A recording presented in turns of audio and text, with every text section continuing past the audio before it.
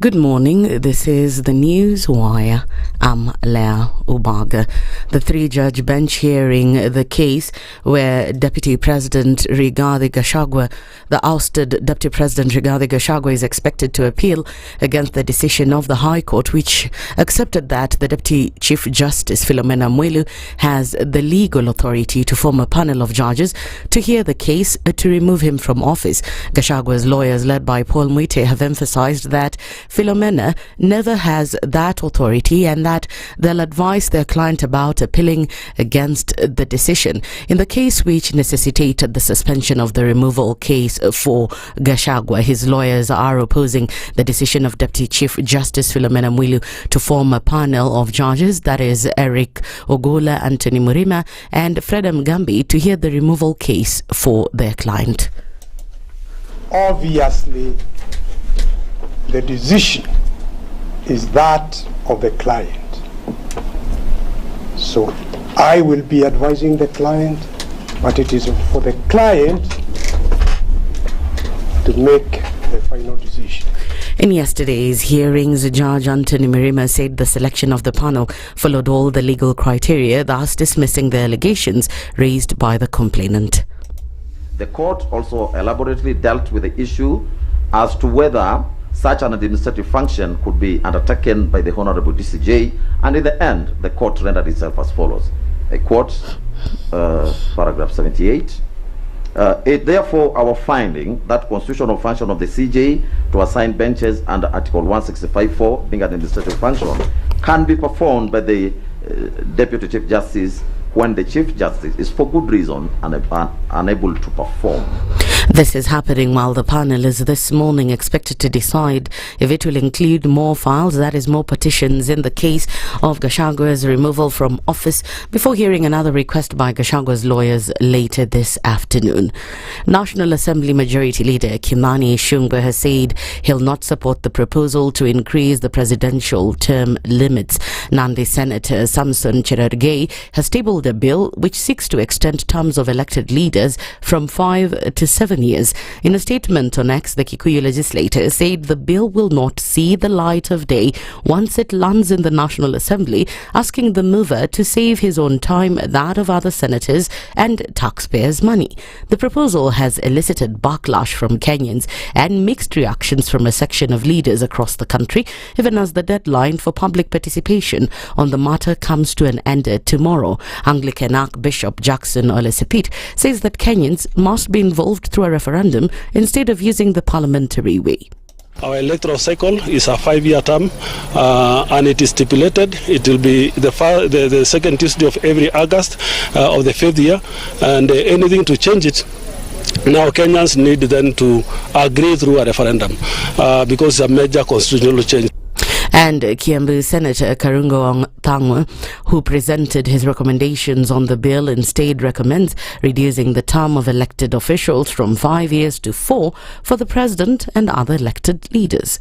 A 7-year term would diminish the frequency with which citizens can evaluate their leaders, making it harder to demand change when necessary. I'm moving an amendment that proposes a 4-year term limit for the president, members of parliament, senators, governors, and members of county assemblies.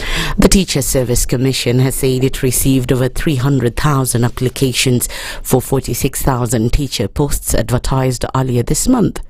TSC CEO Nancy Macharia, who appeared before the National Assembly Education Committee, revealed that 93,646 applicants were for primary teacher posts against the 6,000 advertised, while 144,177 were for the JSS teachers against the 39,550 posts advertised. Macharia further said that the Commission received 76,294 applications for the 450 secondary school teacher posts it advertised.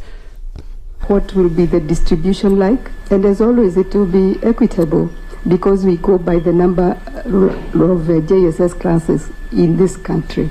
And so we do it for all the, and it will again be done in the sub-county. So we expect that we shall recruit in all the sub-counties and it will be done equitably. That's the News Wire. I'm Leah Ubaga.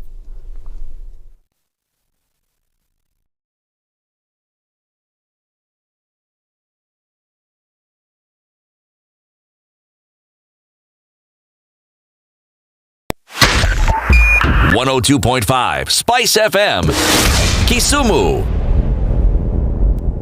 The following takes place from 6 a.m. to 10 a.m. every weekday on SpiceFM. When you're impeached, you're impeached. When you're sentenced, you're sentenced. Madam Chief Justice. Until the sentence is set aside. Ukibeba vitu kwa roho utakufa. If you carry things in your heart, you will die. The reason for which you went to school and then gathered experience, that reason must be paid for. Oh, right. Oh, okay. This level. Shape up or ship out. Levels don't change. No. It's about shipping up. You know my business partner here. Shipping out. Are we talking about the ship in the bathtub? Or the ship man. One of Talam used to tell us a story of they were in school and they'd been told to write composition about a ship. His classmate raised a hand. Teacher, are you talking about a ship or a ship goat?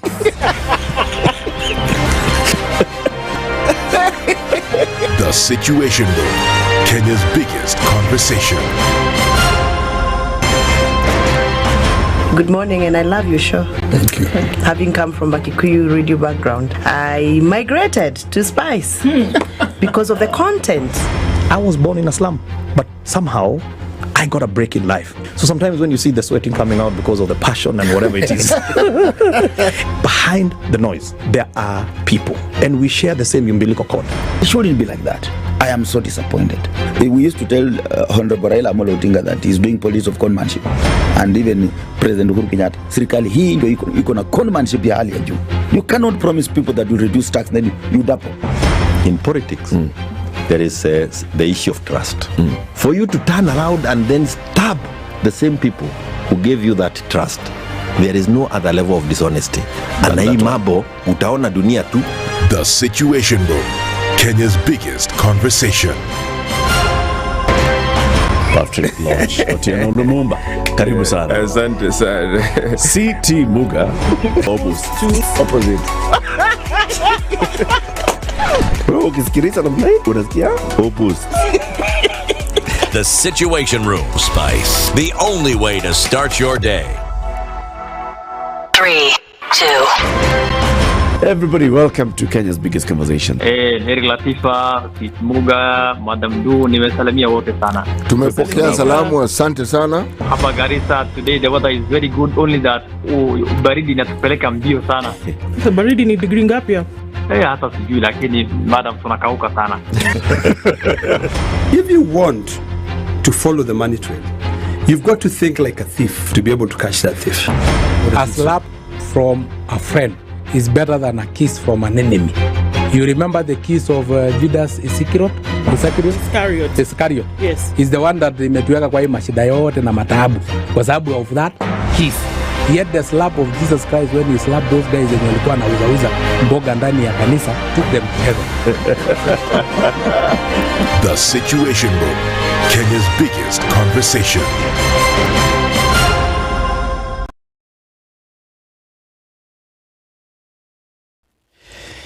Hakuna traffic. It is okay. Things are moving. Look at the roads. They are fine. It's Thursday morning, but then we will see how they'll be looking like in a short while. So just sit tight and welcome.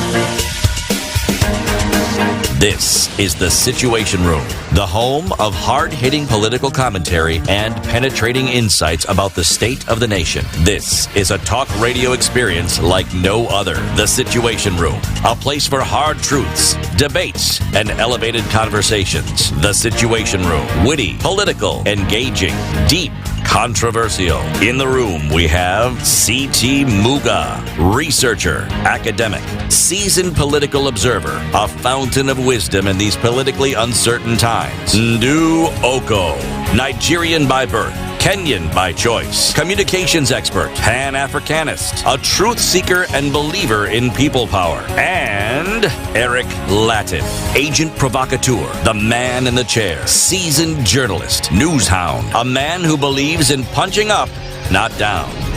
This is the Situation Room, the only way to start your day. Karibu sana. It is Thursday, the 10th, no, it's the 24th of the 10th month, 2024. How are you doing? 24-10-24.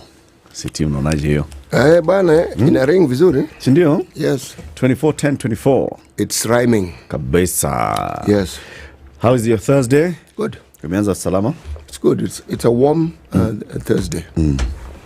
It's warmer than yesterday. It's much warmer than yesterday. Yeah, this is climate warming. Everything has to do with climate nowadays.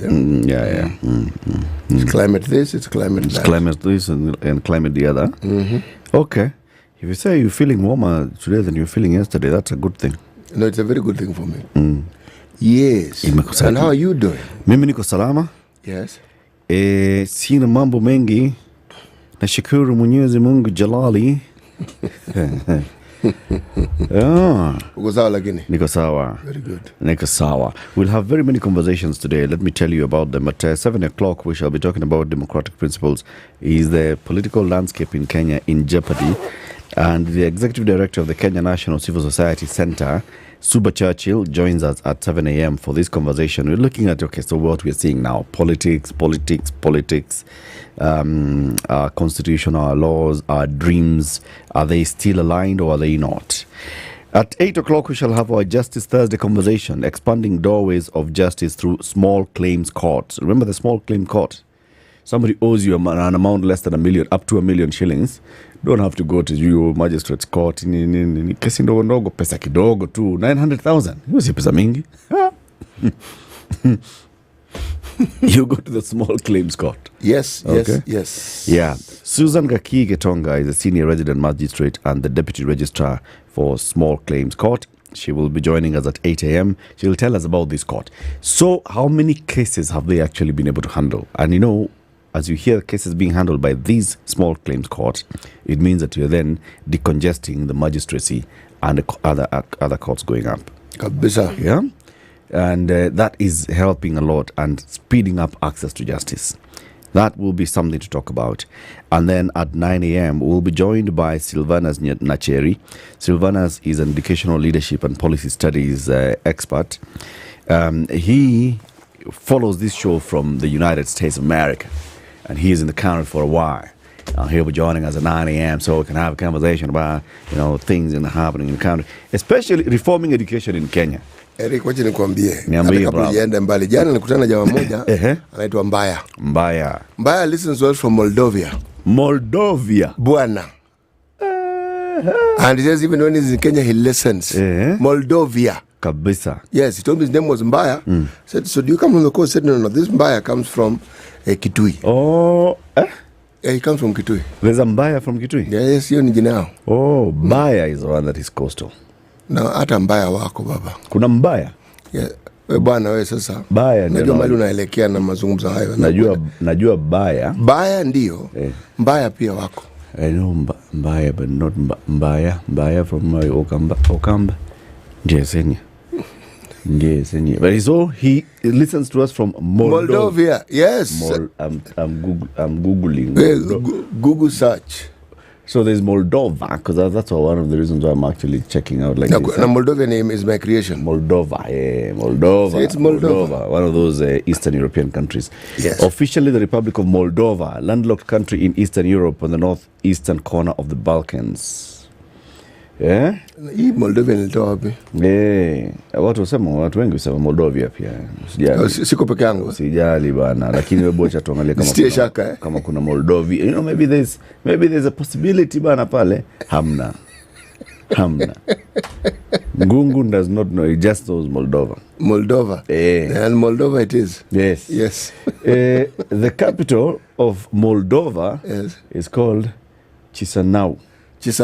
I had no idea, but now I have an idea. Chisinau. Yes. The S has an apostrophe below it. Under. The A has a kathingi kakakofia up. So ask him please to tell us how Chisinau is pronounced. Bas. Yeah. Pale Moldova. Kuna Moldovia hapa naiona. Moldovia is a historical region and former principality of Central and Eastern Europe, corresponding to the territory between the Eastern Carpathians. Bro, that is Moldavia. Si zote ziko Eastern Europe. Huko. But tuko sawa. Sawa basi. Tuko sawa sio? Hatuko mbali na ukweli. Very good. Hiya. So those are the conversations that we'll be having today. Let's quickly take a look at the weather forecast and then get into the newspaper headlines. You know the thing that is happening. Lydiah has started the live stream. It's on. It's running. Asha and Avin are there, very busy working on social media, engaging with you. So everybody is in the house. Let's take a look at the weather forecast. This is the Situation Room, the only way to start your day. The weather with SpiceFM. It's cloudy at 14 degrees in Nairobi this morning. The sun is already up, by the way. These days, surely. Expect highs of 26 later. Kakamega cloudy at 17, highs of 29. Mostly sunny in Mombasa at 24. Highs of 31. Sunny in Malindi at 25. Highs of 31 as well. Kisumu, sunny at 13. Highs of 27. Cloudy in Nyeri at 15. Highs of 26. Eldoret, sunny at 13. Highs of 24. Kisumu, sunny, clear skies of 21. Highs of 30. Kampala, cloudy at 20. Highs of 29. Clear skies in Lagos at 27. Highs of 31. Cloudy in Johannesburg at 12. Highs of 27. Kinshasa, cloudy at 25.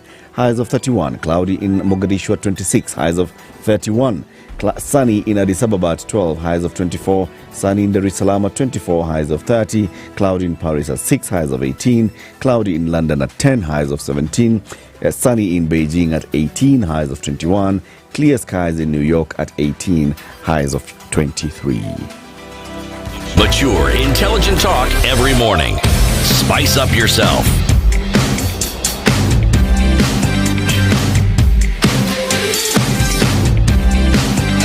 Mornings done right. 94.4 Spice FM, Nairobi. Yeah. It is 18 after 6 and people are online and we say hello to everybody who's online. We acknowledge your presence. Let me open the YouTube so that it tells us. But as we do this, you give us the day's proverb. That's something I shall do happily. You shall do that happily? Yes, we are still in the Republic. This one does not have the democratic part. They're democratic. They don't want to shout about it. They just don't shout about it. Yes, so them, they're just content with the Republic. When you have a republic and you have what you call a unitary presidential republic, my friend, you've got good things happening. Good things. Okay. Yes. He who is covered with other people's clothing is naked. He who is covered with other people's clothing is naked. Binoi. Kaa ukijua. Yes. Sindio hivyo. Dickens Moit says they're somewhere rolling their eyes. Dickens is a man or a woman? Dickens a guy. Mostly should be a guy, right? Dickens says he's somewhere rolling his eyes. I love this show. I watched more times than I care to admit. No, it's all right. Just admit it, bwana. Sema. Agrimamanyi, good morning. Where is Ifoma? Ifoma is enjoying her time. After traveling to Nigeria, she needs to come back and recalibrate. And tell us how her time in Nigeria was. Yeah, you don't just come from, those good times with your family after a long time and then you just come straight into work. Bana, ukitoka in abroad, kwanza una acclimatize. And you just unarudi job. No time difference, nini. Jet lag, Jet lag, all those kind of things. Wajua Nigeria wendi na basi. Lazima na ndege. Ruben Muraga says, good morning, Eric and CT. Greetings from Amsterdam. Sana, J. Harper. Yeah, the skies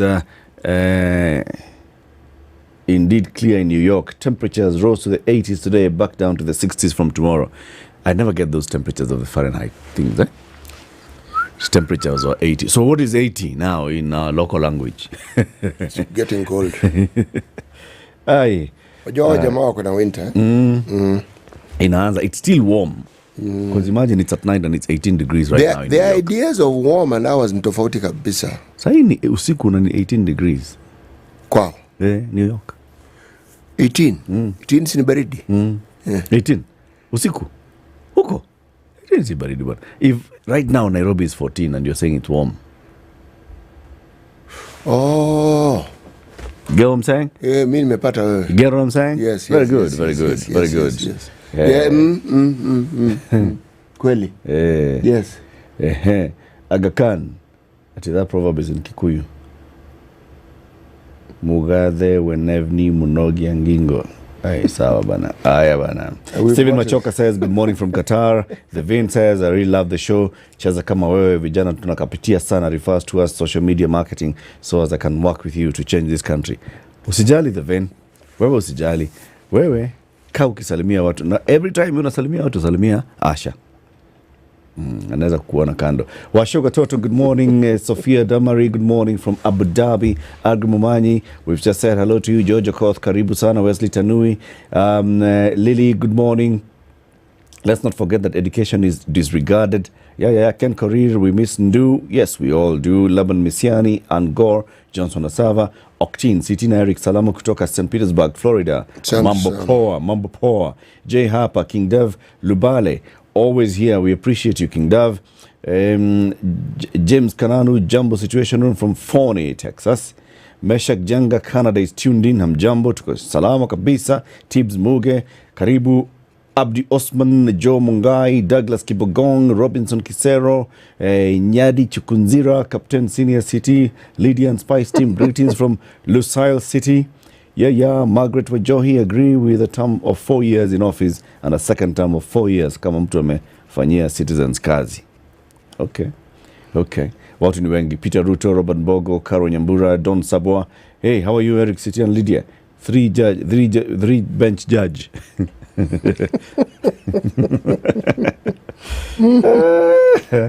Okay, everybody, thank you for joining us. Welcome to the show. Let me tell you what's on the front page of the Standard this morning.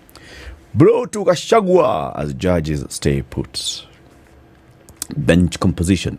Fresh from blows in the National Assembly, the Senate and the courts last week impeached Deputy President's attempt to block a 3-judge bench set up by Deputy Sigei Philomena Mwilu to hear impeachment cases fell apart, with judges dressing down lawyers for their conduct during the hearing of the application. There's a quote here on Justice Anthony Mrima. On our part, we have carefully considered the issue. The drafters of the Constitution had a reason to have the DCJ deputize the CJ in the Supreme Court and not in the Judicial Service Commission.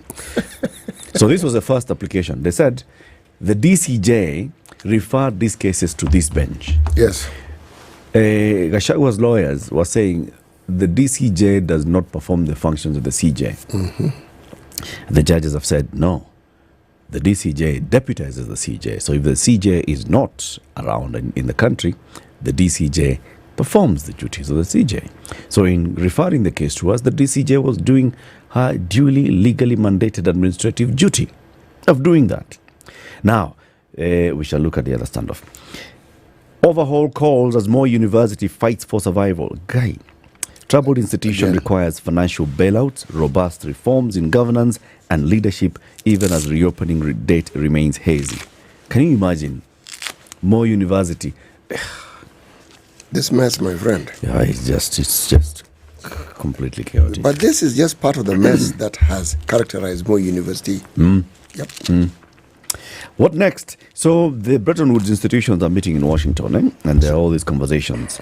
The IMF's job answer to Gen Z protests. To address growing unrest among the youth in sub-Saharan African countries, the International Monetary Fund wants Kenya and other nations in the continent to prioritize job creation and has identified 3 major challenges that it says must be addressed to improve job prospects.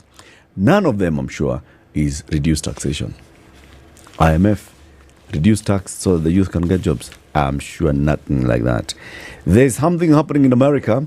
Elections in America are already ongoing for the new president. Wameanza kupiga kura? Washaanza.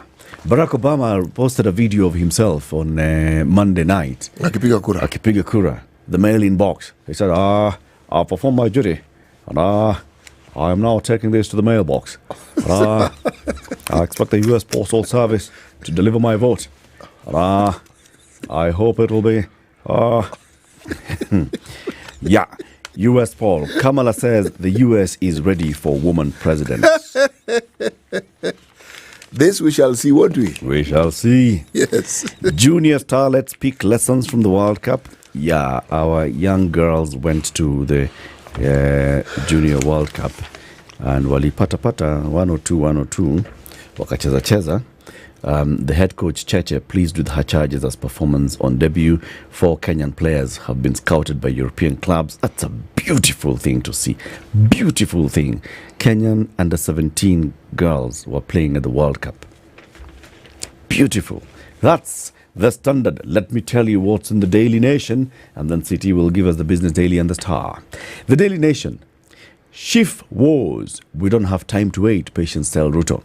Patients missing critical procedures like chemotherapy because hospitals are demanding cash upfront due to the chaotic transition to a new healthcare system have scoffed at President William Ruto's latest assurances. Together with their relatives, the patients say they don't have the luxury to wait until the government fixes the bureaucratic bottlenecks, yet they are ravaged by diseases. On Sunday, President Ruto appealed to Kenyans to be patient with SHIF, saying the new system will be running efficiently in a matter of weeks. Now they are saying a matter of weeks. I needed my chemo session yesterday. I need my dialysis tomorrow. What do you mean a matter of weeks? And they clicked at the president. Grade 9 crisis to persist even as textbooks are distributed. Learners joining grade 9 in January next year will face a myriad challenges ranging from a shortage of teachers to inadequate infrastructure, even as the government works to fix the problems. Junior schools remain the most understaffed segment in the basic education cycle. The staffing does not also match the skills sets of the teachers. Can you? Sad stories here, 2 of them. And they're on the front page of the Daily Nation. 1. Missing Wells Fargo HR director found dead. Police confirmed the body of a man recovered early yesterday in Gem, Siaya County, is that of the missing Wells Fargo HR boss, Willis Ayeko. The second sad story. Police are probing drugs and sex ring angle in the murder of Kirinyaga MCA's daughter. This is about the story of the 23-year-old girl who left her mother's house in Kamakis in Ruiru, went for a party in Thika.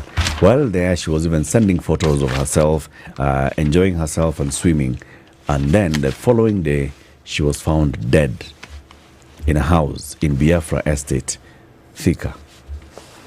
Post-mortem results show that she was strangled and there was assault. There was sexual assault. It is just those stories, okay? The big headline in the Daily Nation today, Gashaga versus Parliament, standoff, titanic battle. 1. The Mwilu petition. Judges find that the DCJ has powers to appoint bench, but Gashaga's lawyers have already signaled that they intend to appeal that ruling. So that particular one, the judges said, no, the DCJ, they have said we are going to appeal. 2. Petition on lifting of conservatory order. Lawyers for Parliament and the Attorney General who won their case seeking to lift order stopping swearing in of Kithure Kindiki as DP heard first, but they'll have to wait longer. Why? Because ousted DP's lawyers are insisting that their application seeking the recusal of the bench for alleged bias be heard before the matter, any other matter. So Gashaga's lawyers are saying, now we have another application. We want you 3 to recuse yourselves from this case. Why? Because you're biased. I wonder what the grounds for bias are. We're going to hear.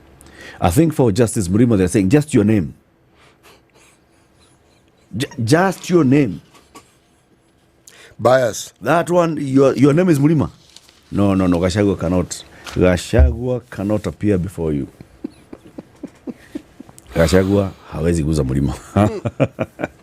Let's recuse yourself. Guy. Wait, tell us what's in the Business Daily and the Star. Right. Top right-hand corner in Till Green, breaking barriers. This is a story of Rachel Mwikali, who had a tough childhood and says it is that tough childhood that enabled her to become the tough activist that she actually is. Okay? Mwikali. We've hosted Mwikali here. I believe we have. Born and bred in Mathare. The Mathare girl. Yes, that one. Very eloquent. Very eloquent. Very. Lawmakers, now this one I found interesting. Lawmakers seek to shield House from court orders. Whose house? Well, some MPs are seeking to shield Parliament and other state officers from being bound by all court orders. So essentially they want to be above the law. Is that not so? Yes. Here. Right. Health mess. Cancer patients still paying cash for chemotherapy. Lest we forget. Come on. Yes. When they say they can't wait, it's because they are still paying cash. Yeah. So everything that we were told... This is 24 days in. Yes, and we're told this was going to be sorted out. Hospitals have been instructed. The government is going to pay. What? Okay. Here we are. Okay. All right. More art graduates. TSC declares shortage of science tutors. The Teachers Service Commission has sounded the alarm over severe shortage of science teachers across the country. TSC Chief Executive Nancy Macharia said most of those seeking teaching jobs in recent years are arts graduates. So usually for them to be available, so they need to have been trained. Okay, tuache hapo. Then, bang in the middle of this particular paper, everything about the bang in the middle story is not good. No, it's not. Ejection reports indicate Gashaga will be kicked out within 2 weeks. This according to the Star. Rigathi UDA purge looms after losing round 1 in court. Now there's the issue of, so you're a member of UDA. And you're the deputy party leader. That one, they are now seeking to find how you cannot be party leader anymore. Very and good. You can also not be member of what? UDA. Of the party. Yes, transition reflects party's desire to distance itself from DP and allies. But again, what is in the pictorial side of this particular story is the picture of the young student, Nyakio Nyeri. There is a picture of the Human Resource Director of Wells Fargo, Mr. Willis Ayeko. All right? And then there's a story of a woman and 2 daughters, and all of these murdered in a crime wave. God Almighty. This one of the woman and her 2 daughters. Bwana. The bodies were found in different places. The girls were picked up as... Hey. My God. What? Huh? Surely. My God. Maybe it's good that Kithure atoke tu kwa hii ministry aende kwa DP. Hii kitu inaonekana hawezi. This one. Maybe tuseme tu, okay, it's okay. Kithure Kindiki can be removed from interior and across the road and Harambe Annex. But even as we say hawezi, let's ask a different question. These offices that DCI, these offices, the police kubwa IG, yes, are they not independent? They are supposed to be. Yes, meaning the buck should stop with them, should it not? It does. But then there's a minister in charge of interior and security. There is a minister. Right? Yes. And it is, overallly speaking, yes, there's him. There's a sense of policy oversight that comes from the ministry. Actually, it's a lot more than policy oversight. But there's a gap here, and a rather huge one. And the gap is costing Kenyans lives. How do people just disappear, found dead like that? Man, and it's every day. Now, these are the ones that have managed to read print media. Now, what about the others that we haven't heard of? It's very sad. It's very, very sad. Ikitu si mzuri. Yeah. Ikitu si mzuri at all. Yeah. Criminals know that investigations do not conclude. They know. They know that... They've understood the system. Yeah. Yeah. It's not that we are saying that it's the police that are killing these people. We don't know. But the police should know who is killing the people. That's why we finance them. Umefanya Business Daily? I am going to Business Daily. I was still recalibrating. Please, Paul. Those stories they're all a bit daunting. All right. Wholesale retail saddle banks with 143.7 billion bad loans. The wholesale and retail sector has contributed to a fifth of all loan defaults as shaky economy took its toll on traders. Wow. This is not one of those situations where unafinya pesa. Hapana. It's one of those situations where unaongeza pesa. That's how these things are sorted out. Ukifinya watafunga. If the idea is, okay, let's lock this thing up so that it doesn't work, they'll close, and they'll close with your money. Okay. Loan investor, local, this loan in my head. Local investor activity climbs at NSC. Okay, remember we had been told, well, there was a decline in foreign participation, but now the local activity imeenda juu. Japanese lenders, two banks. Let me just read it. Two Japanese banks in partnership with the Trade and Development Bank have lent British firm Globalec 1.6 billion Kenya to finance the acquisition of equipment. Okay, it's good for you. Kenya Bank deposit protection rate slumps. The value of insured bank deposits grew by a slower 14.7% from 857 billion as of December 2023 compared to the previous year, pointing to lesser protection of depositors. Bang in the middle of this particular paper, Angola economy to surpass Kenya in latest IMF forecast. Okay, imagine this is Formula One. Sindio? Kenya leading. Then they come at the corner. A bend. Phew. Kenya take the outward in you, Angola take the inside one. Now I'm better. Kwisha. Yes. My goodness. Another headline? You done the Kakuzi one? The Kakuzi one, I can mention. Kakuzi directors escalate fight with CMA over probe. 8 directors of Kakuzi PLC have petitioned the High Court to block the Capital Markets Authority from investigating them over alleged conflict of interest and financial impropriety. Here we are. Right. The director said the Capital Markets Tribunal erred when it allowed the CMA to dig into business and financial dealings at Kakuzi PLC, arguing that the process was not fair and did not meet the constitutional threshold. You know, me this one I like. You know why? If today I have a problem, I'm going to say my constitutional rights have been violated. But even before we go in, we do anything. Even if you find me with my hand stuck in the cookie jar. You don't just come at me like that. How do you ask? Do you know where I got that cookie jar from? We are a country that is governed by the rule of law. Yes. And I am innocent until found guilty. Very good. Yes. 22 minutes to 7. Let's take a look at the traffic. This is the Situation Room, the only way to start your day. Which traffic are we talking about now even? There's none. Well, Thika Superhighway is just at Mathare, and then Kiambu Road is clear. Jogoo Road is all right. Landis Road this morning at this time, it's actually very, very clear all the way to Retail Market.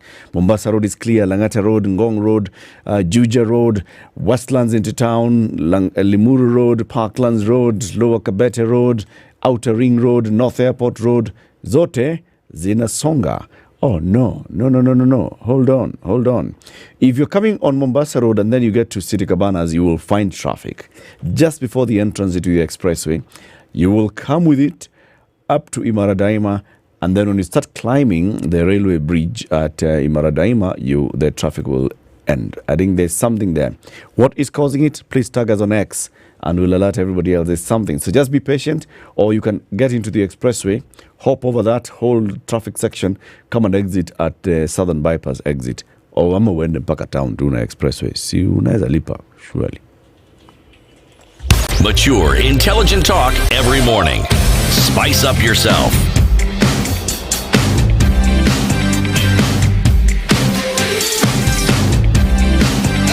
Mornings done right. 94.4 Spice FM, Nairobi. So this very, very sad story of the 23-year-old girl, Seth Nyakeo, is the one I want to start with. And I'll read the story as written in the Daily Nation. The daughter of a Kirinyaga politician who was murdered in Thika Town's Biafra estate on the 14th of October had walked into a well-organized sex and drugs syndicate. Police investigations indicate. Called to Thika from her mother's home in Kamaki's estate in Kiambu County on the afternoon of October 12 by a young female friend whose name has been withheld, the 23-year-old Seth Nyakeo was first taken to a pool party. Her mother, Lucy Nyeri, who is also a nominated MCA in Kirinyaga, said her daughter sent her photos as she swam in a swimming pool at a popular hotel in the town. Now, it's been said that the daughter and the mom were really, really close. They are always even posting photos and videos together on social media. So this girl is at the pool party and she's actually updating her mom. Here I am, we are enjoying ourselves. The mom says, now the photos show the diploma in media studies graduate enjoying herself. A source who was also at that party told the nation that as the night wore on, liquor and drugs were flowing freely. There was a woman who would link up other girls to reach clients for a commission. I will repeat that. There was a woman who would link up other girls to reach clients for a commission. The source said Nyakeo's mother confessed knowing about that woman whom her daughter had last been seen with. There was a time that this woman had visited my house and I disliked her at first sight. I warned my daughter to keep away from such company, Jerry said. After the party, Nyakeo retired to spend the night at a friend's house in crime-prone Biafra estate. According to Thika West DCI officers, Nyakeo remained in Biafra on October 13th. Her phone signal indicated that she did not leave the area. There are several contacts of interest that reached her, specifically one person of high interest. A police report reads in part. It says the male suspect had been reported to the police officer over death threats that he allegedly issued to Nyakeo's female friend. So Nyakeo has a friend. This friend is one with whom she goes to Biafra estate. There is a record that shows that one of the people who contacted Nyakeo was somebody who had issued death threats to Nyakeo's friend. Nyakeo was actively involved in the case about the threats. Coincidentally, Nyakeo was also being hosted in a house belonging to this female friend, who in a statement to the police says, besides the threatening lover whom she claimed to have since jilted, Nyakeo also had another male lover whom she was dating. Both men, Nyakeo's friend told police, had keys to her house in Biafra estate. It's in this house that Nyakeo was found murdered. The tenant says that she left for Thika town on October 14th morning to attend to personal issues. The DCI report reads in part, adding that when she returned to the house later in the day, she found her friend dead. She alerted the police and called Nyakeo's mother. Nyakeo's mother, Nyeri, however, insists that she received the call in the morning and not in the evening. And she says, that's the start of my suspicions that the police are taking me for a ride in the search for justice for my murdered daughter. In my visits to Thika police station, I usually find this woman in whose house my daughter was found dead in the company of investigators. She appears well connected. She is often seen sitting inside the detectives' unmarked cars with nothing to suggest that she is a suspect. In fact, you can mistake her for a female detective. So this woman in whose house Nyakeo died and is the one who contacted Nyeri and said, oh my God, this has happened. When Nyeri goes to police, she finds this woman sitting in the detective's office, also sitting in the detective's car. She appears to be having some very good relations with these detectives. So this is the story that's going on and on and on, and it's wondering, so what is it? An autopsy conducted by 2 pathologists at General Cargo Hospital mortuary put her cause of death as manual strangulation, while her nose and mouth was covered by a palm. The autopsy that was conducted by Dr. John Lydiah for the state and Dr. Charles Muturi indicates that Nyakeo suffered multiple bruises on the neck, cheeks, breast, thighs, eyebrows, and elbows. Her body bore abrasions around the vaginal opening with blood streaks around it to suggest sexual assault. My God. And it's one of those that you're like, oh my goodness. Now what? What on earth is happening in this country? Now what? What exactly is happening in this country? This is not the first we've heard of this. No. No, it's not the first. It's not the first time that you hear about these kind of things. And even on social media, there are people who go ahead to actually claim that they are involved in this kind of, a trade where they are pimps. They are connecting young girls to sexual predators, people who will claim that they will pay, and then there's all manner of violence that's committed on these girls. This is the kind of thing that this story is suggesting, that this was such a party. Girl is invited to a party, gets in there, kumbe, there's another trade that's going on.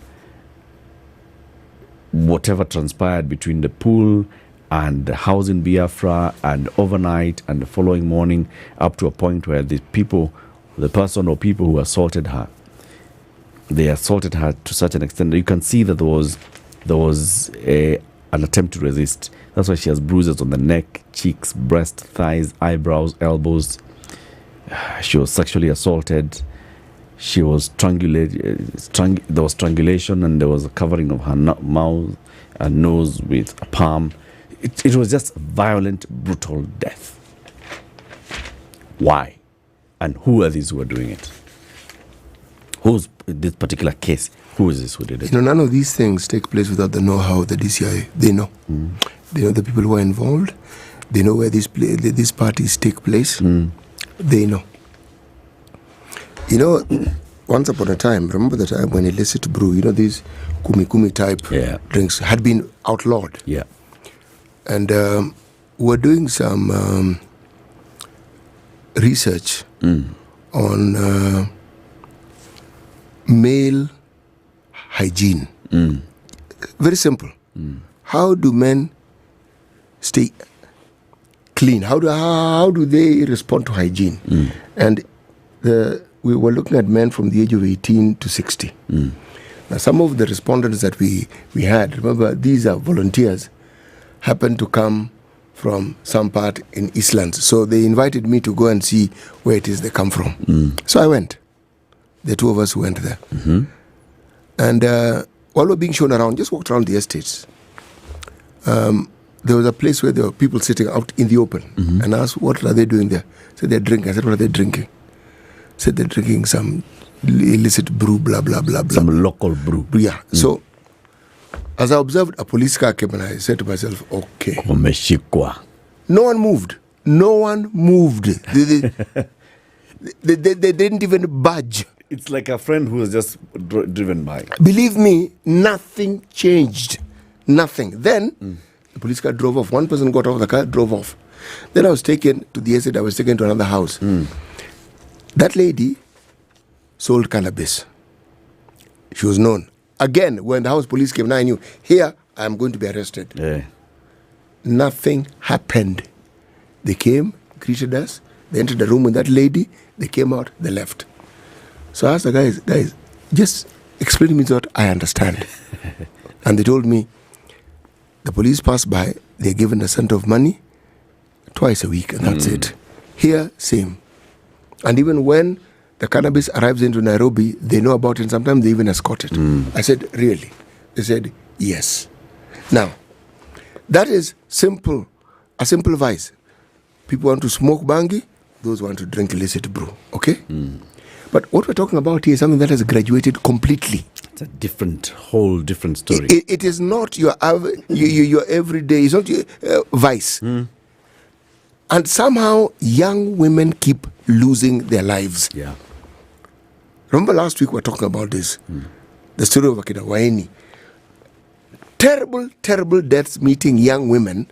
And these are clearly unsuspecting young women. Yep. If they knew better, they would not have ended up in that particular position. They did not know better. Shoni, how many young Kenyans must we lose before we realize that we actually have a very serious problem on our hands? There's a big issue here. There's a very big issue here. And the thing is, yes, granted, there are cases that the police investigate and they nab suspects and the DPP takes the suspects to court and cases begin and conclude, all right. But there are also very many cases that just go. So investigations begin and investigations do not conclude. And by the time investigations are concluding, even the DPP cannot take a case to court because no witnesses available. There's nothing much to hold this case through trial. And it goes on and on and on. And what I was saying earlier is, it gets to a point where the criminals know this is how police operate. Or they've understood it. Or they have an understanding of it. They have an understanding of it. Yes. And usually the understanding is that no lives must be lost. Because the fuss is kicked when a life is lost. Yes. Anything that happens in between. Yes, exactly. But here we are. Now this is Nairobi. Do you know what happens in the other major towns in this country? Do you know what happens in Mombasa? Do you know what happens in Nakuru? Do you know what happens in Kisumu? Do you know what happens in... do you know what happens in Nyeri? Do we know what happens in all these major towns? Do you know what happens in Eldoret? Because if it is something that involves young people, the copycat matter comes into being. It comes alive, because if it's happening here, some other people elsewhere want to do the same thing. Yep. Because it is the chic thing for young people to do. Yeah. Yes. Yeah. Wells Fargo boss body recovered. Another sad one. Police have confirmed that the body of a man recovered early yesterday in Nyamninia. Yes. Nyamninia Game Sub-County is that of missing Wells Fargo Human Resource Manager Willis Ayeko. Area Police Boss Charles Wafula told the nation that Ayeko's brother Agri had positively identified the body. The body was found face down in a stream by locals, who in turn alerted the police. The police boss disclosed that Ayeko's body had visible injuries. We are yet to ascertain whether they were inflicted as a result of a struggle. The body was dumped in a shallow stream. He could not have drowned there. Ayeko had been missing since Friday last week. He was last seen at a funeral in Gamsiaya County. His vehicle, an orange Ford Ranger, found a double cabin pickup, was found abandoned at a petrol station in Vihiga County, several kilometers away from where his body was discovered. CCTV footage from the fuel station showed two men parking the car and fleeing the scene. Again. This guy was clearly abducted. Yeah. And clearly, has an autopsy been conducted? Not yet. I'm sure when an autopsy is conducted, we will learn more. You'll find that the body has injuries. So you'll be asked the question, were there people who knew him well? Were there people who were just trying to rob him? Yeah. What is this? All those things are, Somebody has gone home for a funeral, ends up dead. Disappears, ends up dead. Eric, there's something I was reading in the Business Daily. Gates Foundation gets special status in Kenya. Mm-hmm. Yes, this one, you'll find this one interesting. Have you read that story? Yes. Kenya has granted the Gates Foundation, formerly known as Bill and Melinda Gates Foundation, a special status that would see its expatriate officials granted privileges and immunity in the country. Okay, let me explain to you what this means. This act that deals with privileges and immunity is called the Privileges and Immunity Act in Kenya. It was enacted in 1970 and revised in 2019. It's an act that normally applies to people who are in the diplomatic corps. And it means it ensures that the agents enjoy immunity from civil and criminal jurisdiction in Kenya, protecting the officials' functions and personal inviolability. Additionally, it allows the minister to confer specific immunities to recognize international organizations as necessary. Okay? It incorporates provisions from various international conventions, including the Vienna Convention on Diplomatic Relations. So it means these guys are like diplomats. They have gotten diplomatic status. It's basically, it's like senior officers working in any of the embassies in Nairobi. Yes. They've got that diplomatic immunity. They've got that. We can't. So essentially, we can't prosecute you. Can't. So whatever you're doing in the country, you've got a get out of jail free card. Why? It would be interesting to know which other organizations has the ministry, the government, conferred such status, the justification for it, the journey to conferring such status. Was it an application by them? Was it a conversation? Was it, they said, these are our staff, these are the reasons why we are seeking that they get diplomatic immunity. Why? Going with everything that has been there about the Bill and Melinda Gates Foundation. Yes. Some of it unfounded, some of it you don't know, some of it, but it's out there. This adds fuel to fire. It does, and they're saying Section 11. You see what the Kenyan government did? They entered into an agreement of cooperation, and under Section 11, they said this particular act shall apply, and the legal notice was dated 19th September 2024, bless you, and published on October 4th, 2024. It's just recently. But again, the question you raise, who else, which other organization has this status? Yeah. Because we have very many such bodies in the country. And how do you apply? What needs to be done? Who is it? The body that determines. Yes, there's a minister, but which part of the ministry ensures that all the boxes are ticked before it is that you're given these? Because those privileges are grand, my friend. Yeah. They're grand. And what do they benefit the people? I mean, so why? Yeah, Okay, you've got it. Why? Why you? because they're not the only ones who do that. So everyone else who is in the same business of do-gooding, have they also been granted the same thing? Or someone's going to tell me that they haven't applied. So when you have the diplomatic corps in the country, do they apply, or is it just by virtue of their being diplomats, it's automatically assumed that they have that particular immunity and privilege? Yeah, it would be interesting to know, to hear this. Last time we had about diplomatic immunity. That's a lovely Freudian slip, Eric. It's come out nicely. Imekuja vizuri sana. Remember when there was a case of a former IMF boss? Yes. Was it an IMF boss or was it a World Bank boss? And he was involved in a traffic incident. Yes. And, it was World Bank. It was a World Bank boss. He was overspeeding. Yeah. So there was a traffic incident, and then the whole issue of, he enjoys diplomatic immunity, so cannot be arrested, cannot be he was overspeeding. Prosecuted, and and and the police were saying, yeah, but you've broken Kenyan law, my friend. Yes, you're overspeeding. It's so complicated. So, surely. And he took it further because he wanted to see the Commissioner of Police. Or the Commissioner of Police arrived, all right. Told him, Chief, you're overspeeding. At that time, it was General Ali who was the chief. Do you know who I am? He said, sir, we know exactly who you are. We do know you're overspeeding. Yes, it's really not complicated. And we don't know why you're making such a fuss about it. Okay? It's a fairly straightforward matter. You were overspeeding. And he made it worse. Started alleging that, cops wanted a bribe, they wanted this. Yes. And he was told, Chief, you were overspeeding. It's not complicated. Yes, please. Anyway, that highlighted this particular issue. Yeah. But he didn't last long after that. No. But also, that fellow had problem because he lived somewhere in Muthaiga.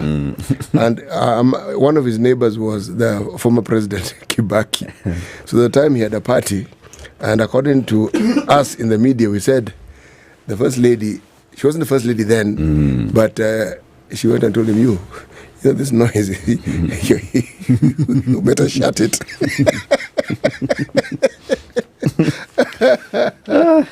Yes. There's an advertisement that's been taken out in the papers today by Bamburi Cement. This document is important and requires your immediate attention. If you're in any doubt about the offers, you should consult your stockbroker, investment bank, or other professional investment advisor.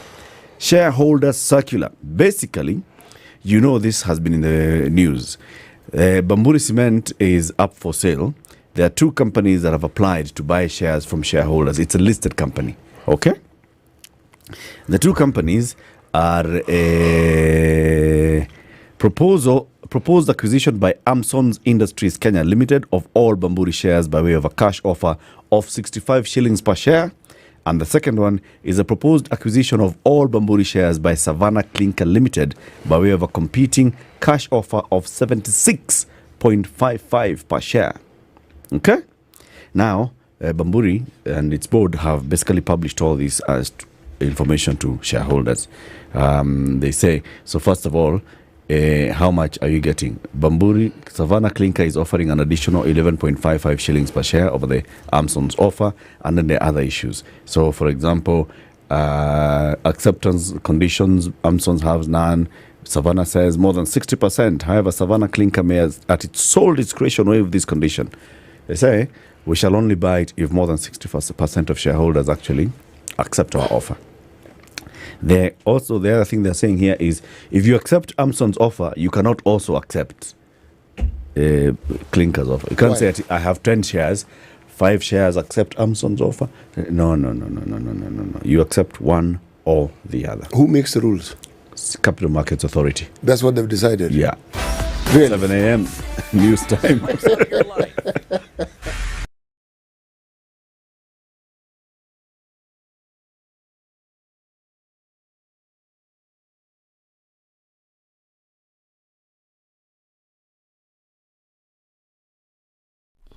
Good morning, this is the News Wire. I'm Leah.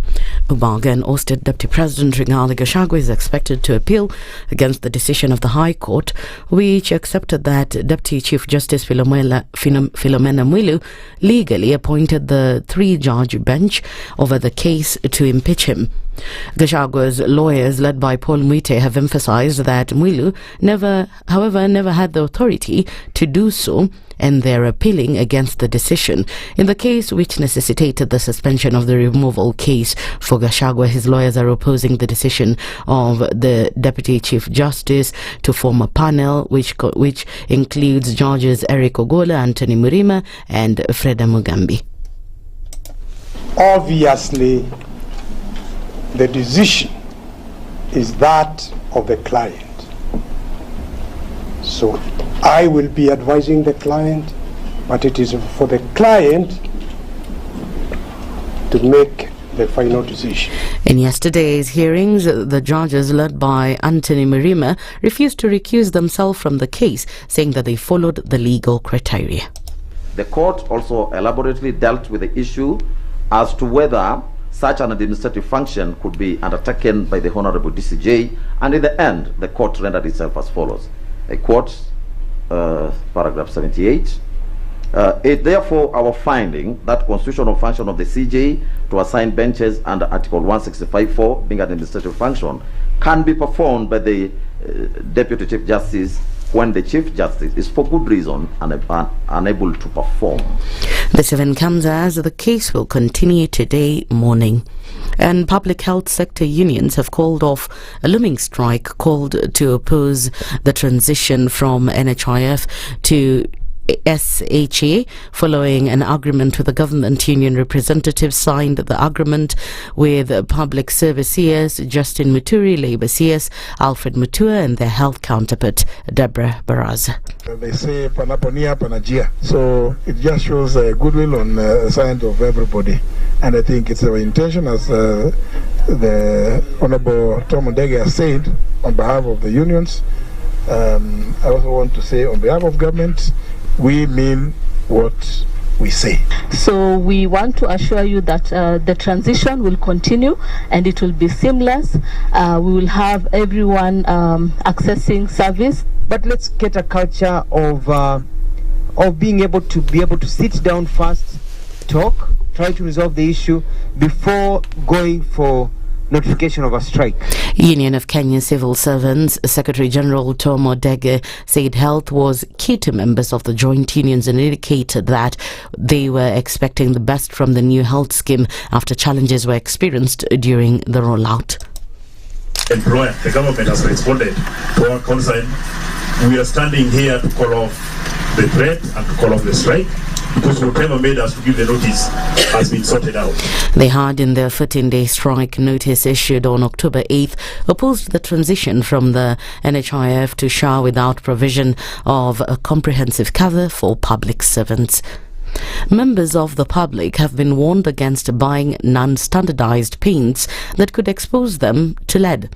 Speaking in Nairobi during commemoration of the Lead Poisoning Prevention Week, the Center for Environment, Justice and Development said that in 2013, 19 of the 21 locally produced paints had a high concentration of lead. Noting the threats posed by exposure to lead, such as intellectual disability in children and infertility or miscarriage among pregnant women, Public Health Principal Secretary Mary Muthoni called for early screening in hospital to detect blood lead levels.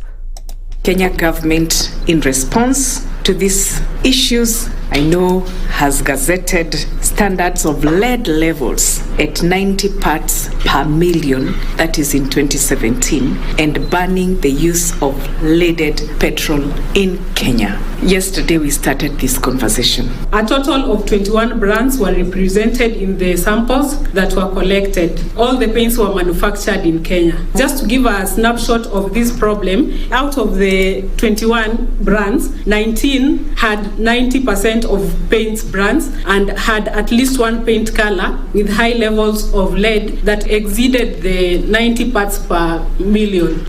That's the News Wire. I'm Leah Obaga.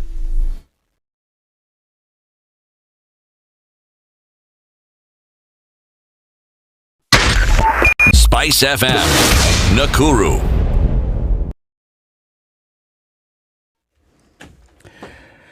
So there's something happening on the road at around City Cabanas. So if you're coming from Mombasa Road, you will find traffic now stretching beyond, before you get to City Cabanas, right there at Moja Expressway offices, coming towards City Cabanas, the Changombe Road, then you'll get into Cabanas, you'll get into the entrance into the expressway, traffic all the way, Imara Daima, the Imara Mall. And then as you climb up the bridge, the railway bridge at General Motors, thereafter the traffic will clear. So there's something that's causing this traffic. And if you know about it, please let us know and we can alert anybody else. So the way to avoid this is to just come in and get into the expressway. Get into the expressway at Mulolongo, get into the expressway at Airport, or get into the expressway just here at City Cabanas as you enter. So that may help you avoid that bit of a section. Then the other parts of the roads, the other Mombasa Road is actually fine, coming all the way towards town. Langata Road is fine. Ngong Road is okay. Thika Superhighway has been doing its thing this morning, so it's all right. It's not so bad. Kiambu Road is not looking bad. Westlands towards town. Muthaiga, that's on Limuru Road is not bad at all. North Airport Road is okay. Even the Eastern Bypass is fine.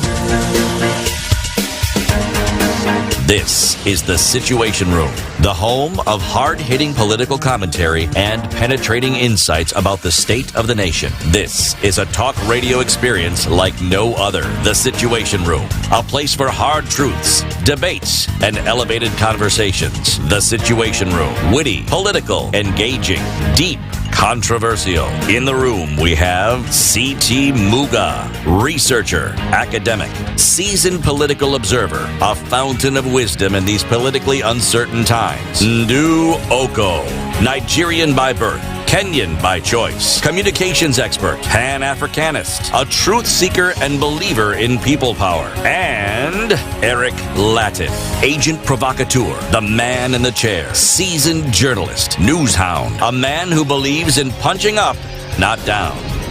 This is the Situation. Thank you very much for tuning in and joining us. Kenya's biggest conversation this lovely morning.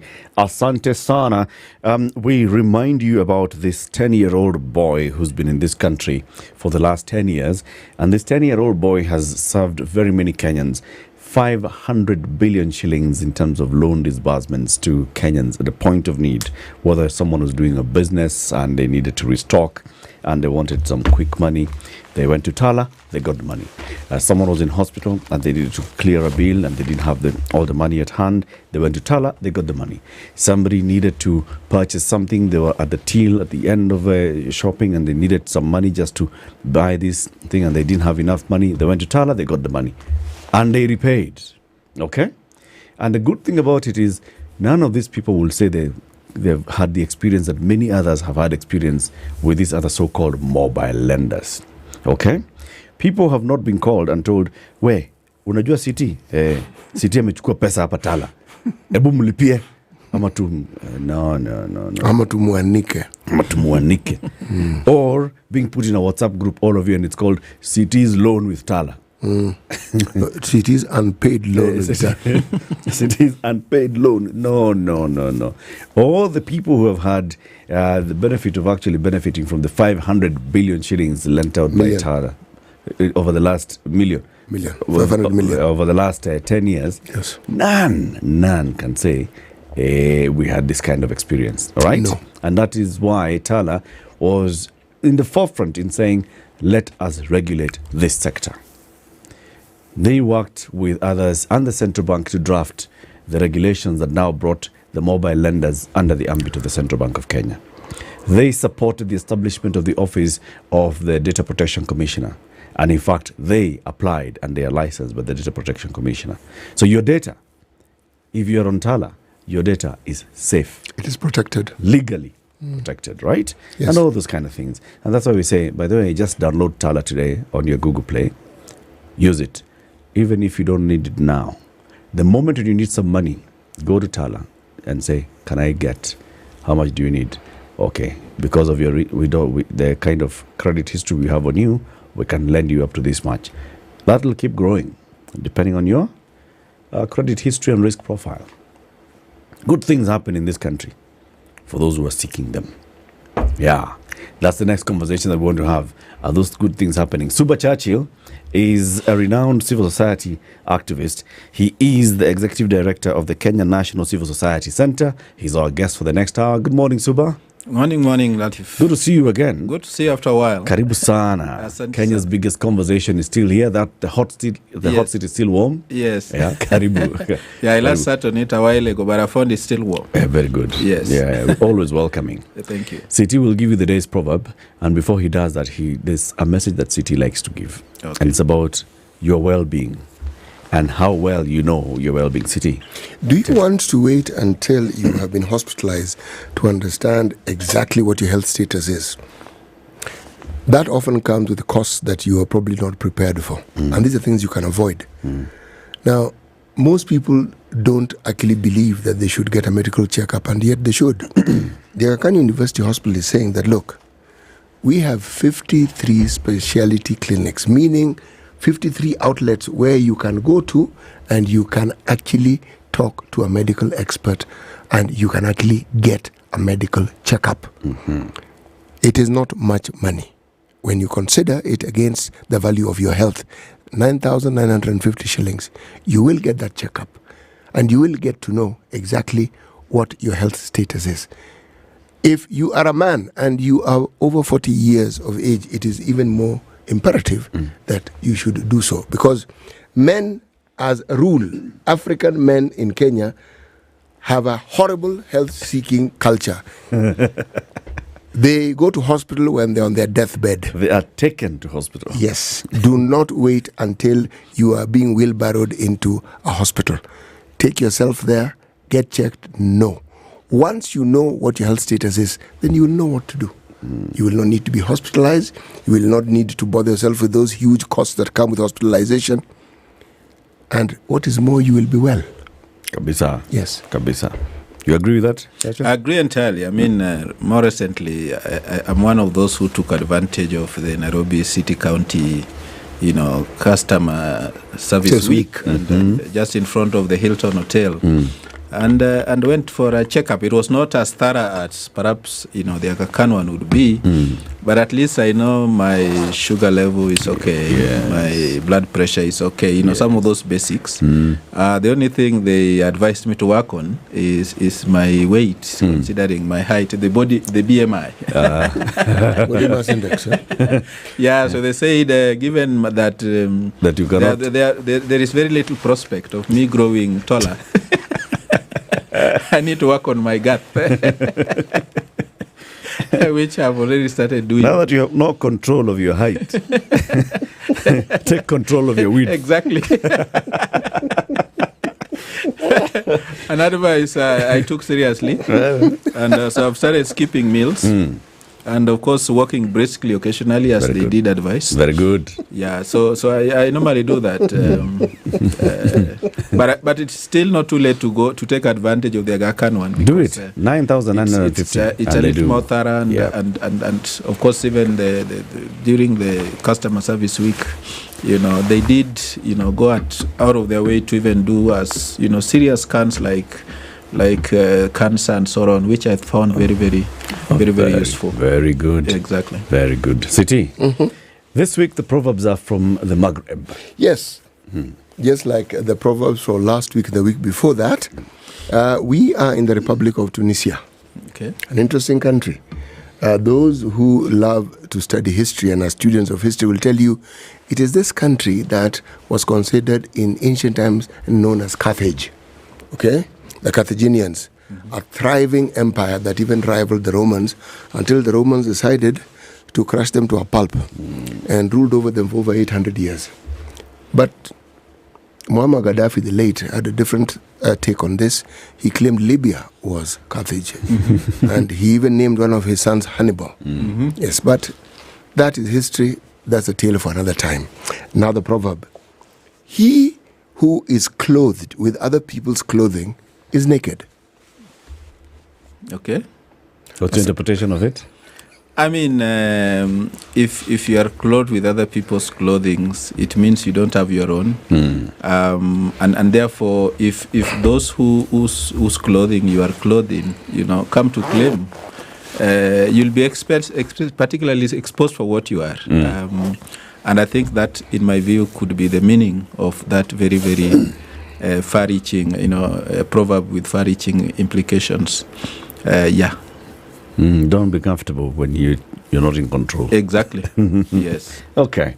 There's a question, and you've been in the civil society space for a while, and you've looked at the direction that Kenya is taking. There's a question that Angela and Bithos, if Infotrak, keep asking when they're doing their polls. Is the country headed in the right direction? I'm always asking myself, Angela, come on, what are you asking? So let me just ask you that question anyway. Let's not even get into that. Suba Churchill, is the country headed in the right direction?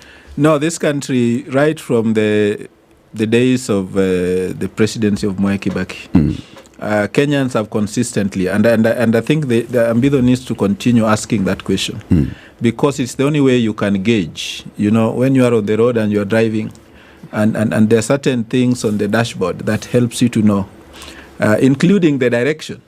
Today's world is, technology driven. And so if you want to find your direction to a place you have never been to, or want to find a shortcut, I think that question becomes very, very important. And in my answer to that question, I would, without a doubt, confirm, as many Kenyans have in those previous polls by Infotrak and other opinion pollsters, that we have been headed in the wrong direction for just too long. And perhaps what we should be asking now, sequent to that, is how far have we gone in the wrong direction? Because we started going in the wrong direction right from, when, Kenya had post-election violence in 2007, 2008, and until now. So we seem to have gone very far. And today I'm seeing some of the headlines telling us that, certain economies that, were dwarfed by Kenya will soon be overtaking the country. And it is not because we do not have the capacity to grow our economy, but because of lack of leadership, visionary leadership that has the potential and capacity to drive the economy forward, and therefore lead this country in the right direction in terms of governance, in terms of socio-economic and political developments. The other question that always comes to mind when I see this one is, does the country know which direction it's heading? Yes, the country knows. I mean, for them to have said, for many Kenyans over that period of time to have, firmly said we are going in the wrong direction, it means that majority of us, if not all of us, know the true north. And the true north of this country is codified under the 2010 Constitution. Look at, issues of how to manage the economy, how to run the country. Look at our Bill of Rights, which I was privileged as a delegate at the Bomas Constitutional Conference to chair and adopt most of the provisions that you see therein, issues of citizenship and so on and so forth. Kenyans know how to tell when we are not, headed to the true north. And every successive leadership in this country have always charted a path that takes us away from the true north as codified and, and directed under the 2010 Constitution. Churchill, why do you begin the tale of our apparent misdirection with the Kibaki era? What happened in the Moi and Kenyatta era? I ask this question because every presidency and every successive presidency comes with baggage from the previous presidency. Yes. And no one escapes it. Kenyatta came with the baggage of colonial rule. There's no escaping it. Exactly. Part of the reason I do that is because I've done that is because he has started with the opinion polls. And during that era, I lived part of Kenyatta's era, and And I remember, having been born in Jericho, I saw what happened, how we quickly relocated to the village because there was no certainty as to what would happen. This is a country that was still young, and then all of a sudden it loses its founding president. And Kenyatta had this larger than life, persona. And so when he died and it was formally announced, the typical reaction by most people, especially in Eastlands, was to relocate everywhere. And I remember the long prayers that my parents said when we arrived safely, and even dedicate part of the prayer to the country, that God may keep the country together. So those days there was no opinion polling, and so it's the reason I used the opinion polls as my baseline, and therefore during Kibaki's era is that is when the country kind of opened up. Even during Moi's era, Moi said he was following the footsteps, and we know how how far Kenyatta had already taken us in the wrong direction. So it goes without saying that Kenya has, right from when we became a British protectorate and later colony, headed in the wrong direction in terms of management of public affairs. Even as you speak, I was thinking and walking along with it. What we now refer to as opinion polls, there are those who state categorical that it's a scientific way of trying to figure out what it is that people think about certain issues. However, people have always expressed their thoughts. For instance, there were no opinion polls, but how did people decide that they should move out of Nairobi when Kenyatta died? Exactly. What informed them? Had they been asked, they would have given a certain answer. Yes, they would have. But somehow there was an understanding that Nairobi may not be safe. Yeah. Exactly. How did they arrive at that understanding that Nairobi would not be safe? I mean, people would assess the situation. Yes. It's like this situation room, and you sit and say, look, we have never had this before. The big man has fallen. And of course, at that time, there were countries that had digressed and fallen into the precipice. Yeah. Yes. Militaries, takeovers, and so because of that uncertainty, people felt safer in their ancestral land. I said, even if anything happened, I am around. I'm near my people. I'm here with my people. They would intern me if in case I go because of any calamity. Plus, my neighbor is most likely my close relative. Exactly. Yes, it is. Exactly. So the likelihood of my brother coming to cause me harm is less than this guy. So we went to watch from the village how things unfolded. So all these stories, the burial and so on and so on. We were later told, of course, we later watched it. Of course, that time there were no televisions in the village, but we later on, through, documentation and so on, we were able to see how, the rest of the ceremony went and the relatively peaceful transition, despite, all the efforts that had been invested in undermining the succession as then laid out in the constitutional framework of that time. There's a gentleman I went to primary school. He's a very close friend of mine. My bosom buddy in primary school, I had two. This gentleman is called Asgar. Asgar is now a professor of linguistics. Asgar, when we were talking over the phone, and I was asking him about how his life has been in the UK. Remember around the time when Idi Amin came into power and many Ugandans of Asian origin were expelled from the country. He was in Kenya, but many of them had an opportunity to be UK citizens, so they took it up. And at the time of our discussion, I think he was on his third wife.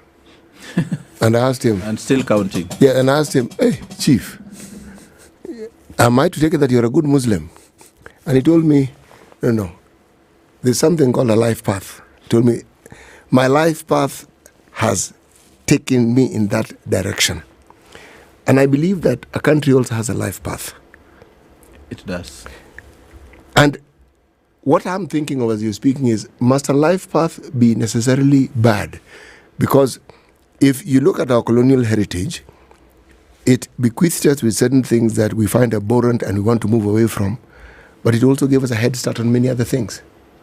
It enabled us to be able to fit into the 20th century well and even move into the 21st century.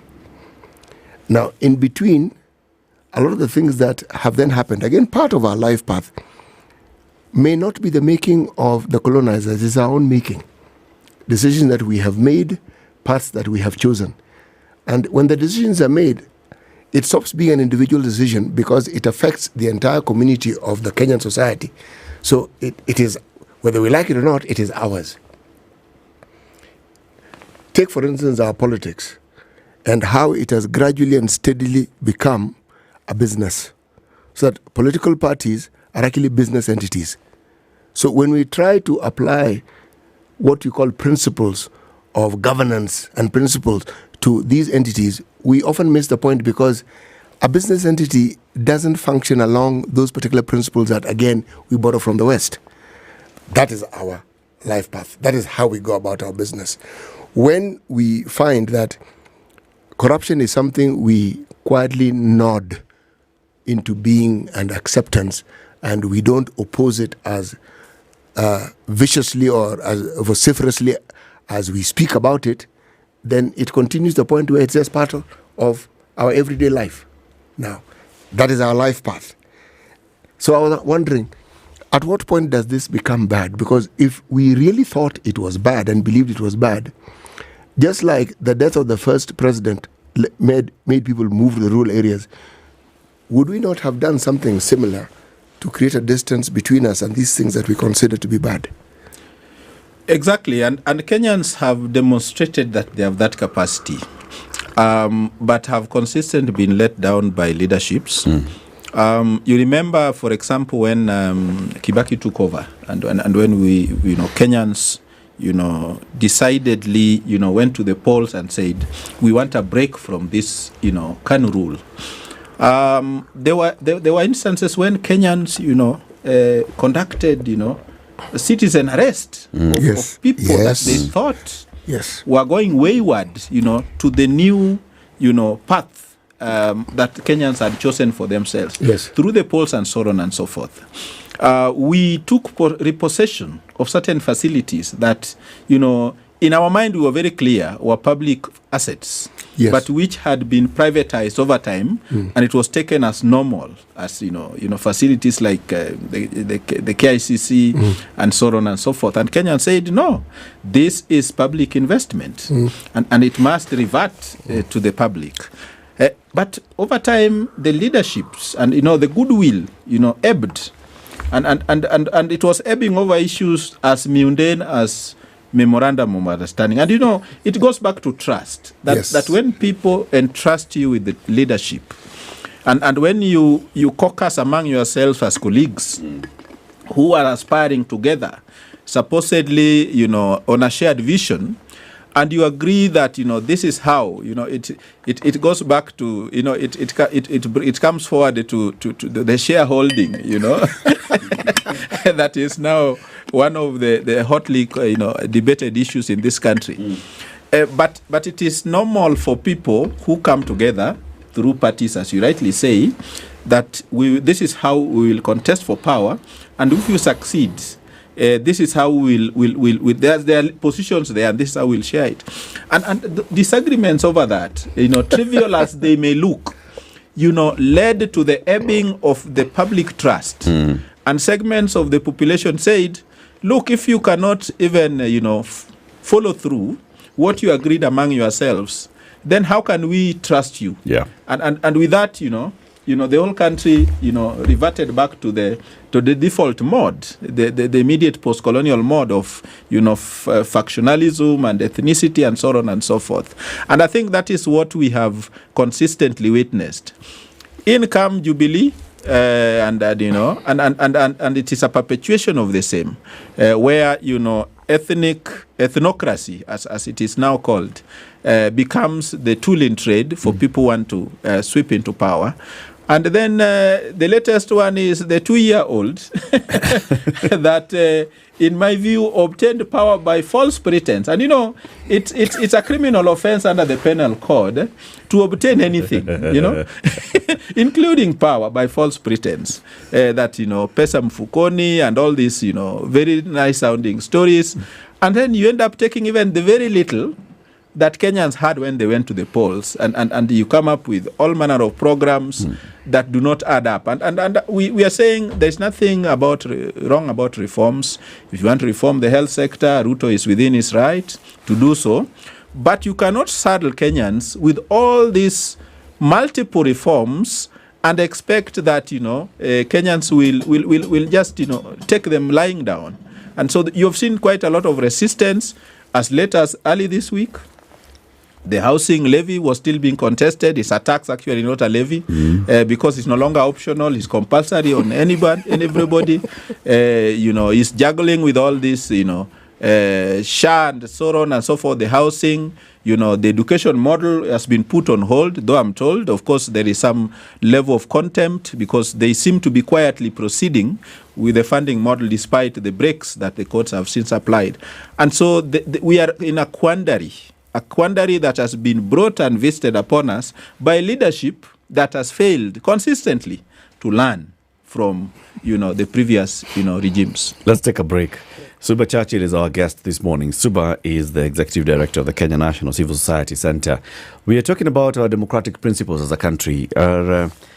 Is Kenya's political landscape safe? Is it in jeopardy? That's a conversation, and that's why we've started. We are asking ourselves, do we actually know whether we're heading in the right direction, in the wrong direction? I still want to come back and ask, do we know what direction we should be heading? People could be saying we're heading in the wrong direction. In my mind, our direction should be heading towards Meru, and we're going towards Kajiado. In your mind, we should be going towards Mombasa, we're heading towards Naivasha. Somebody else, we should be heading towards Naivasha, and we're heading towards Meru. So all of us will say we're heading in the wrong direction. But we were told now, take us to the right direction. We'll take ourselves in different directions. Maybe it starts from there. 28 minutes to 8. This is the Situation Room, the only way to start your day. The weather with SpiceFM. What are we seeing? We are seeing a warming up of the skies in Nairobi. Sunny at 16, highs of 26. Kakamega, sunny at 19, highs of 29.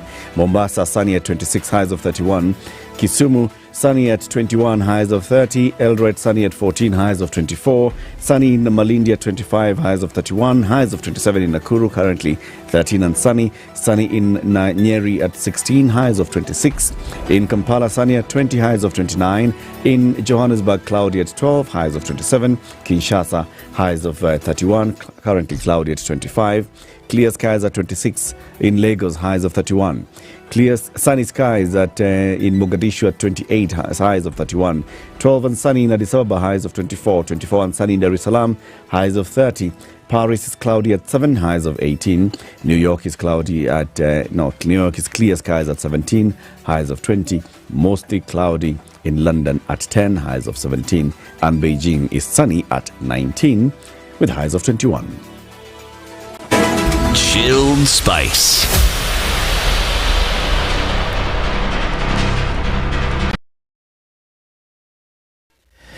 Okay. So there was an issue at around City Cabanas. It's persisting. So if you're coming from Syokimau or from the airport and you're using the lower road and you find some traffic there in Changombe, you will go with it up to City Cabanas. You will go with it into Imara Daima. You will climb with it at the Railways Bridge at General Motors, and then at the roundabout under General Motors, it'll clear. Thereafter, you'll just move smoothly heading towards town. A bit of traffic at South Sea, and this is around the Total petrol station, Mohoho Avenue Junction. And then after that, again, it clears all the way into town. Langata Road is fine. Ngong Road is all right, just finding traffic along the lights. And there's various junctions, for example, with the Ring Road, Kilimani. You will find no traffic coming towards town from Museum Hill. You will find a bit of traffic coming towards town from Westlands, and you'll find it at Mogoga Green. What will you find on Thika Superhighway? Traffic stretches all the way to Drive-In Delarue area coming towards town. Kiambu Road is past the DCI headquarters. Jogoo Road is not so bad. It's actually moving very well. Only issues are the usual spots in Makadara.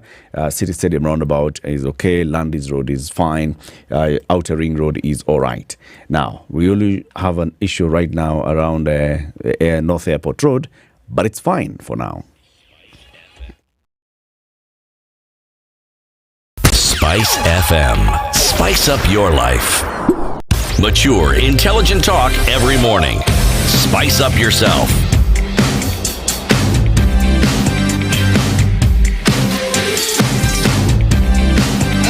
Mornings done right.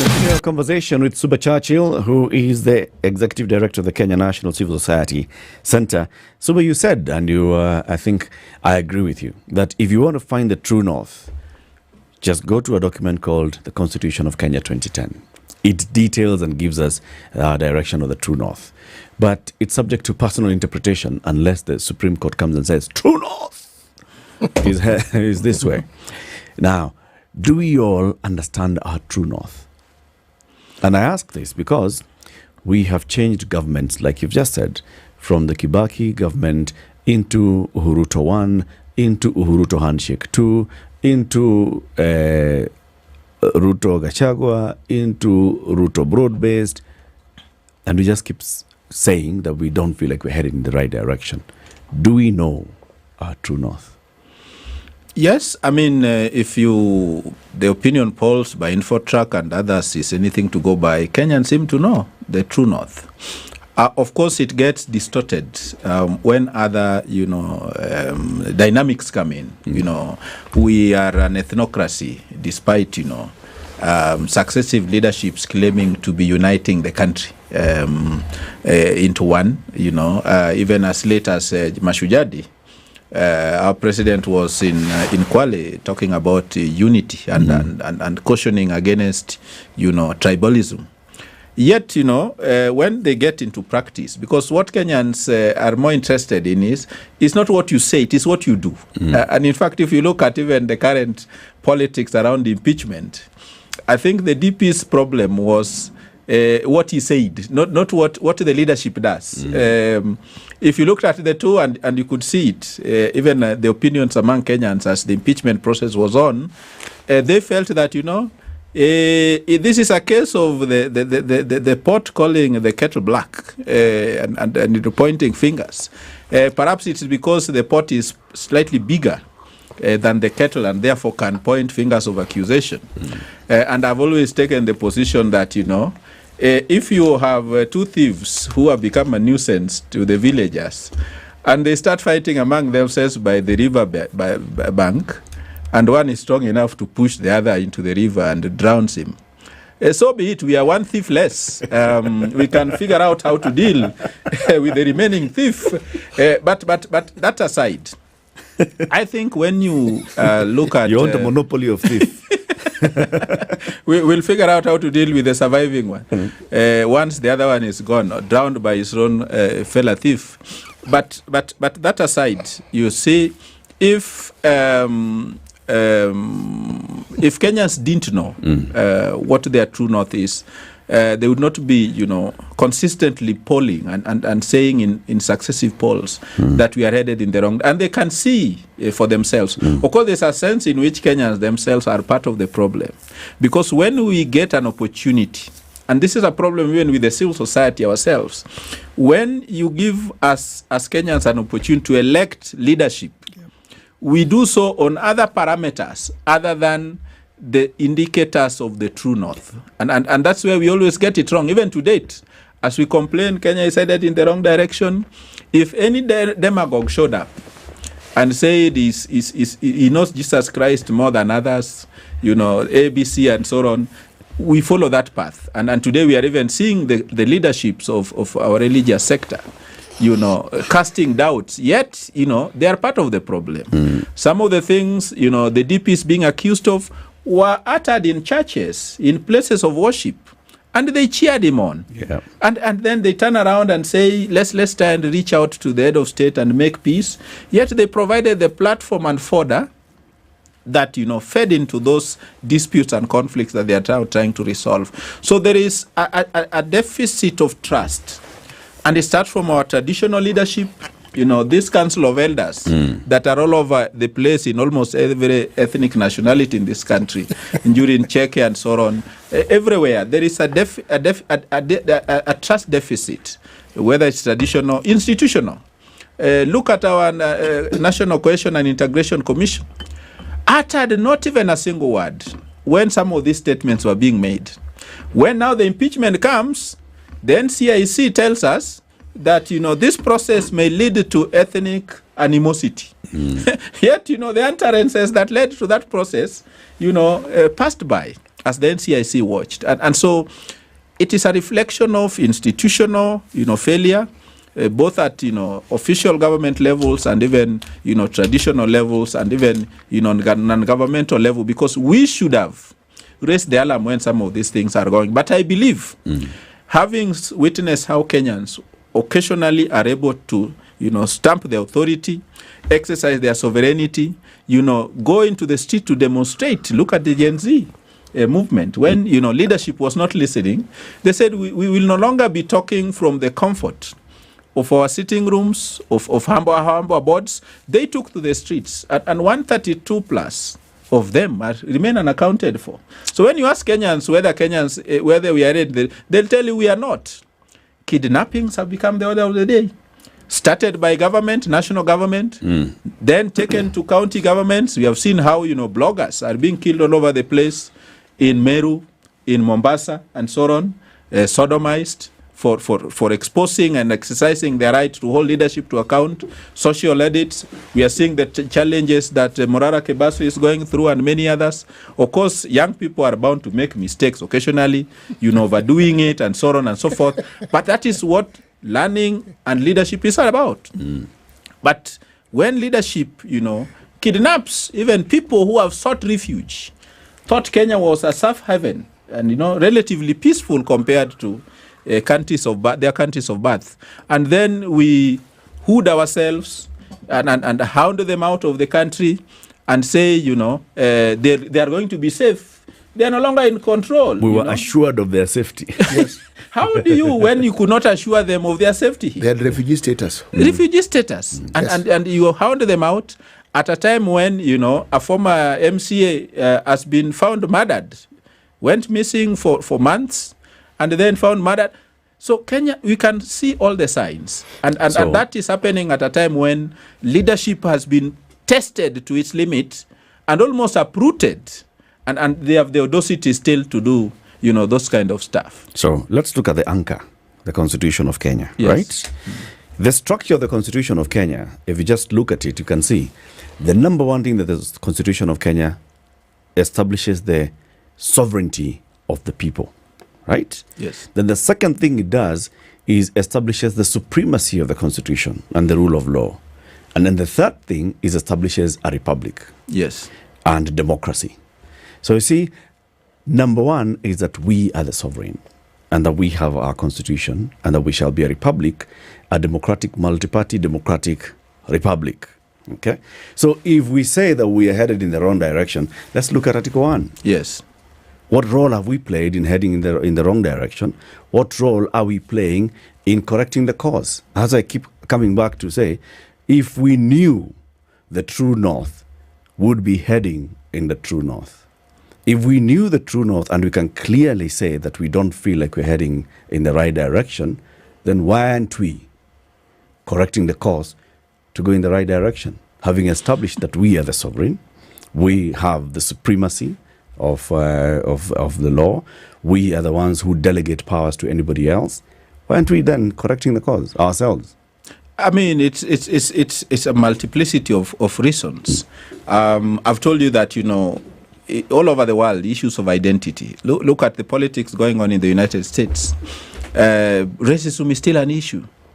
Patriarchy is still an issue. There are people who do not believe that, a woman can lead. And we always use the United States as a yardstick. for democratic, governance and so on. Yet, they always have those challenges. We witnessed it during Obama's time when, even issues of his birth certificate, people cast doubts. Was he truly born in here? And how come, his mother is not originally American and so on and so forth, and the father and so on. So he was literally dragged in the mud, but he managed to pull through.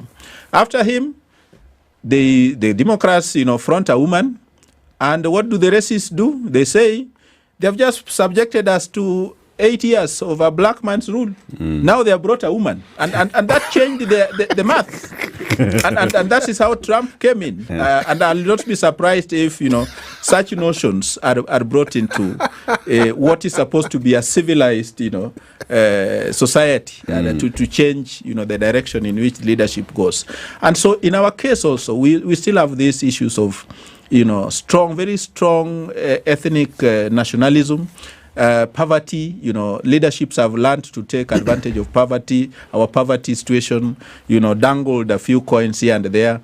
And people have fallen into those, low-hanging fruits that they associate with leadership. So those are the ones that have always distorted. But when given a chance, and I think President William Ruto got the shock of his life. Fresh from the United States, garlanded and bedecked with perfumed flowers. The guy comes to the country, and the country is in turmoil, and is being asked to leave. And he could not believe it.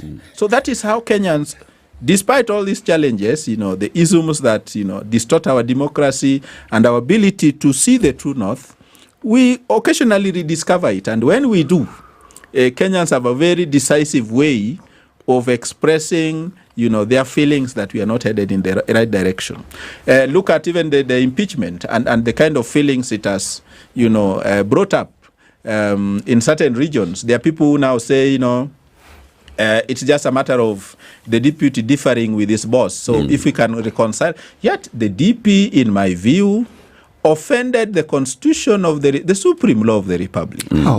Those utterances of a company that reminded us of the British, East African company that where we came from. Yet, this is the same fella claiming to be a Mau Mau. But his own exploits as a Dio, ran countenance to some of those utterances that he was making. I hear what you're saying, but let's pause for a second. Earlier on, I had talked about our political parties being business entities. That's what they are. If you look at the reward system that comes with those who are in power, it is clearly a division of spoils. There's no question about it. Exactly. Yes. Now, if someone comes up and says, what is the truth? Because this is my position. The Deputy President merely spoke the truth. Unfortunately, it's a sort of truth you're not supposed to speak. We are all supposed to pretend that when everybody or whoever it is in power, they are Kenyan. The outlook is Kenyan. The consideration is Kenyan. And then you do the maths and look at what is happening. You say, wait. It's a strange Kenya, this one. Yeah. So I take it that if two communities are represented above others in government, so I am represented as a Kenyan, and how many communities do you have in Kenya? 43, isn't it? Yes. So I'm simply saying what he said was uncomfortably true, because that is what it actually is. It is a lie to say that when somebody is in power, they will not reward their cronies. They do. That is what happens. The problem comes in when those cronies don't perform as they ought to. Kibaki did the same. Kibaki resurrected people who had long retired. Exactly. But they performed. This was the other thing. There are people who had a track record of working in government. They knew what to do, and they did. So one overlooked the age factor and all that because they were doing, and he knew and trusted. Cronism is an integral part. It's just like your intestines are part of your stomach. Cronism is part and parcel of the political process. Unless we're going to say that we've come up with a new process that tells us how else we can deviate. In my mind, What was supposed to help cure this to some degree and to avoid amputation was this county system of government that we brought in. Devolution. Yes. But which also learns from the, we used to be told by a mathematics teacher, if you have to copy from your neighbor, copy from the brightest. And so, because your neighbor could have gotten all of it wrong. And that's what you are copying. So our counties are learning from the national government that got it wrong long time ago. But I agree with you, that's the reality. And that's why I started by saying, if there is any sin that the deputy president committed, it was looking for the tallest building in town to proclaim verbally what they are doing privately. And you've said it. Look at the recruitment by the Kenya Revenue Authority. I mean, it turned out that, two predominant communities shared out the positions. The positions were nullified supposedly by the courts. Did you see any recruitment? Nope. They moved on and ignored the court nullification of that. And that's what happens. So that even when the DP is in trouble, as he is, and certain staff at that level are dismissed, over 90% of them again turn out to be from his backyard. One of the issues the Gen Zs had was, there's so many staff and budgetary allocation to the office of the first lady, the second lady. When were they recruited? What is this budget for? And it turns out that handpicked from the neighborhood.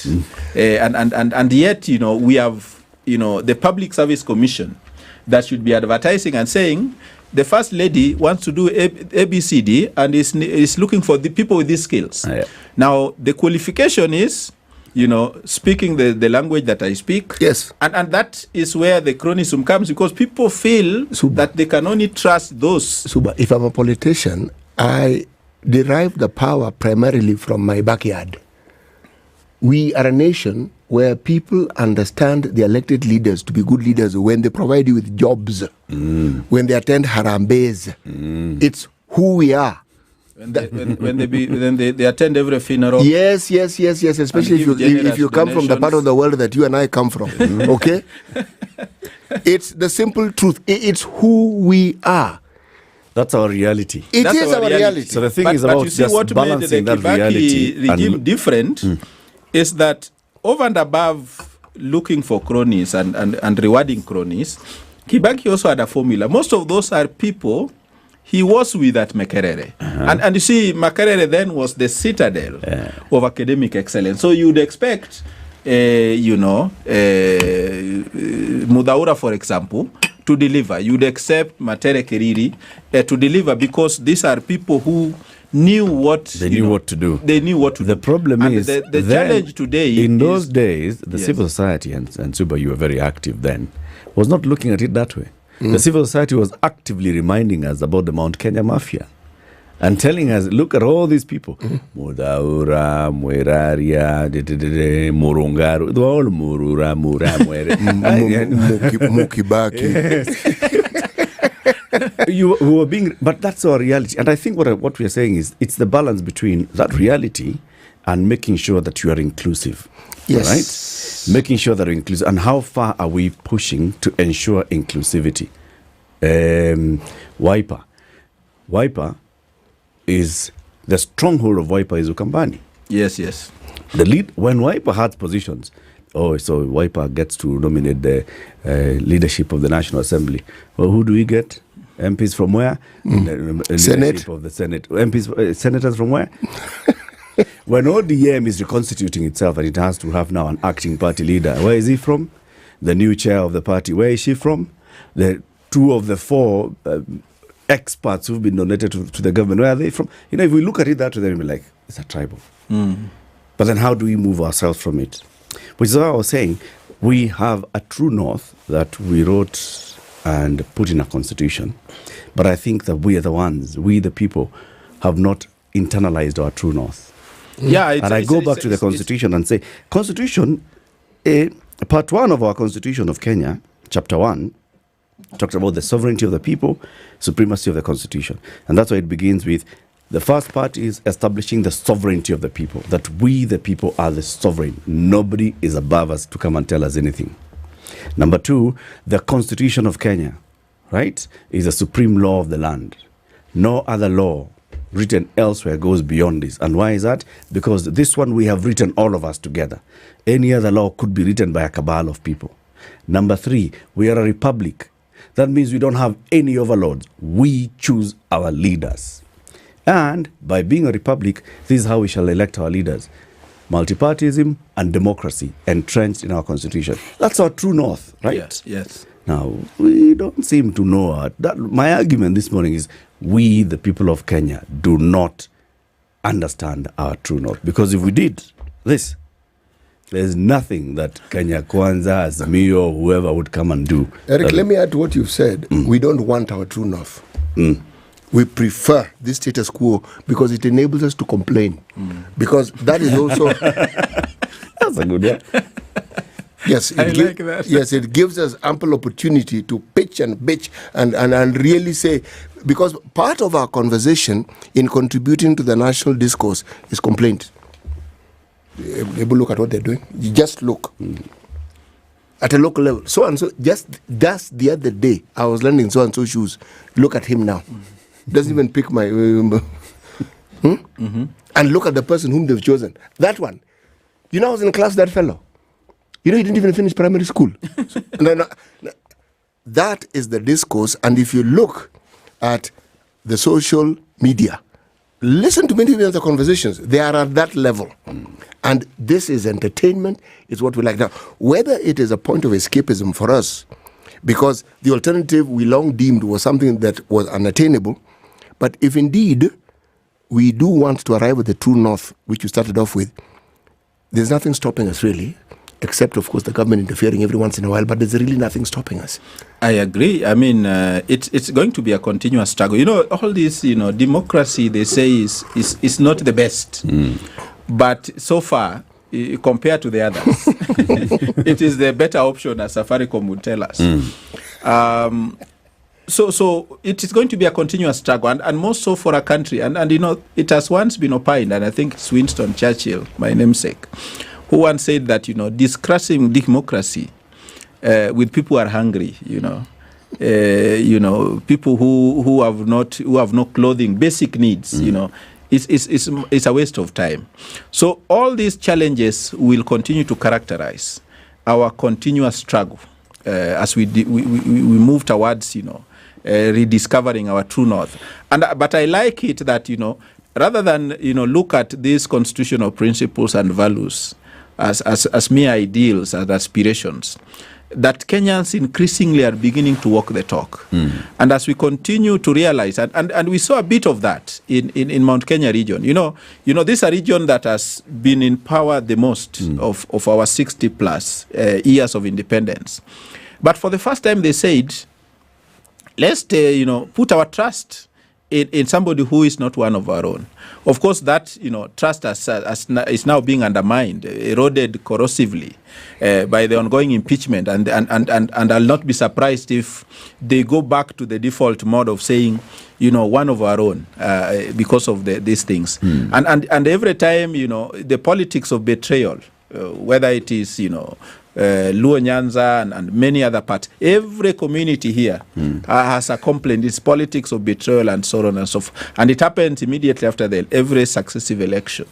So, but I want to encourage us that, despite the fact that, at times the wind comes and pushes our boat to a direction we would not wish to be, increasingly we are constantly referring to the ideals that we codified in the Constitution. And I think rather than amend the Constitution to suit the circumstances, let us struggle with these circumstances until we get our true north. And I believe that, over time, in the fullness of time, some of these ideals that we insisted must be in the Constitution will one day become, part of our day-to-day lives and norms that we can, live as our lifestyle. Do you think the civil society, final question, is playing a role of just sensitizing Kenyans on the true north, on the ideals that we set for ourselves in the Constitution? Not really. I mean, the civil society, as I've said, I told you that, if you had civil society together and ask them to elect leadership, we make the same mistakes that other Kenyans make. We are a microcosm of the same society that we are part of.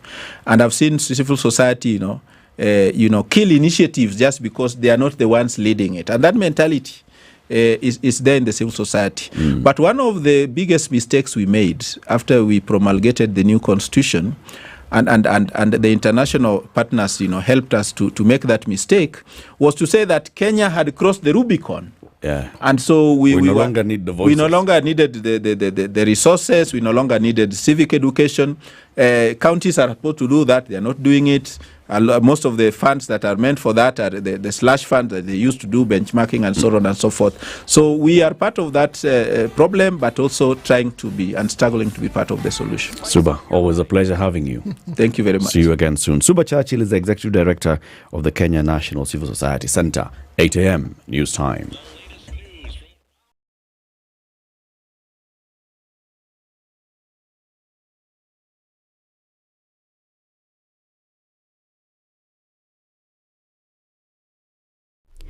Good morning, this is the News Wire. I'm Leah Obaga. President William Ruto will today preside over the official opening of and dedication of the 4.5 billion shillings cardiothoracic centre at Tenwek Hospital in Bomet.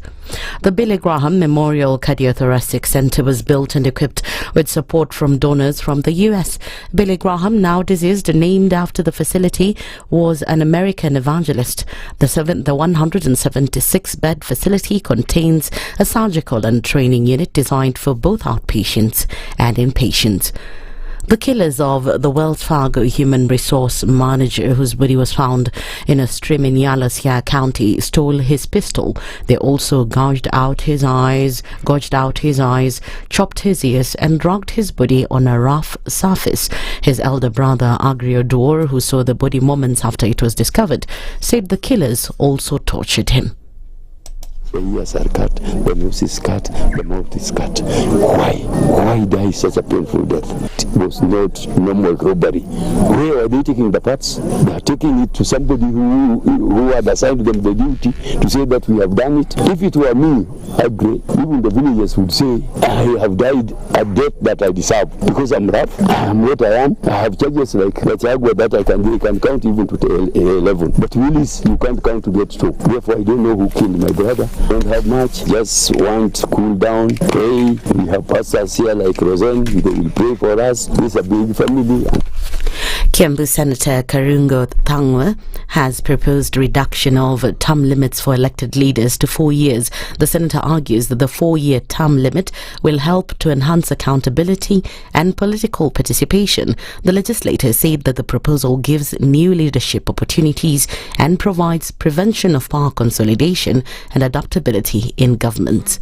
A 7-year term would diminish the frequency with which citizens can evaluate their leaders, making it harder to demand change when necessary. I'm moving an amendment that proposes a 4-year term limit for the President, members of Parliament, senators, governors, and members of county assemblies. Anglican Archbishop Jackson Olasipit says that Kenyans must be involved through a referendum instead of using the parliamentary method. Our electoral cycle is a 5-year term, and it is stipulated it will be the second Tuesday of every August of the 5th year, and anything to change it, now Kenyans need then to agree through a referendum because it's a major constitutional change. And the proposal comes amid a fresh push to increase the current 5-year term limit across all elective seats to 7 years. This event comes as the deadline for Kenyans giving their views on the matter is tomorrow. Public health sector unions have called off a looming strike called to oppose the transition from NHIF to Social Health Authority following an agreement with the government. Union representatives signed the agreement with Public Service CS Justin Muturi, Labour CS Alfred Mutua, and their health counterpart Deborah Baraza. They say panaponia panajia, so it just shows goodwill on the side of everybody, and I think it's our intention, as the Honorable Tom Ndege has said, on behalf of the unions, I also want to say on behalf of government, we mean what we say. So we want to assure you that the transition will continue and it will be seamless. We will have everyone accessing service. But let's get a culture of being able to sit down first, talk, try to resolve the issue before going for notification of a strike. Union of Kenya Civil Servants Secretary General Tom Odege said health was key to members of the joint unions and indicated they were expecting the best from the new health scheme after challenges were experienced during the rollout. Employer, the government has responded to our concern. We are standing here to call off the threat and to call off the strike because whatever made us to give the notice has been sorted out. That's the News Wire. I'm Leah Ubaga.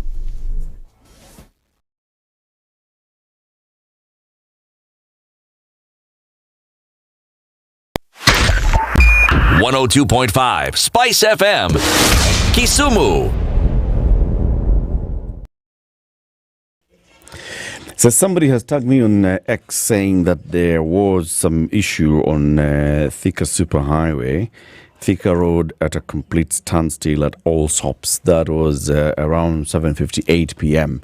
So I'm checking here and I can see, yes, coming from the Garden City, that deep there, from Roasters coming towards the Outer Ring Road junction at Allsops, there's some traffic.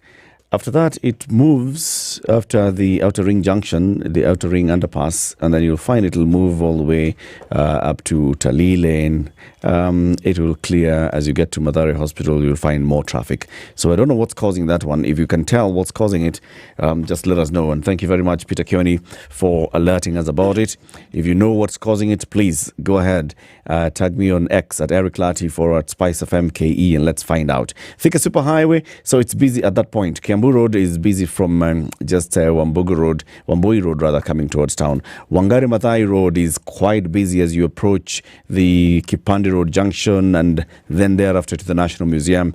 Quite busy. Coming towards town from Westlands, the usual areas from the mall going all the way to Muga Green. In James Gishuru Road is actually not so bad this morning. Neither is Red Hill Link Road this morning. Lower Kabete Road is starting to build up at Lower Kabete Junction.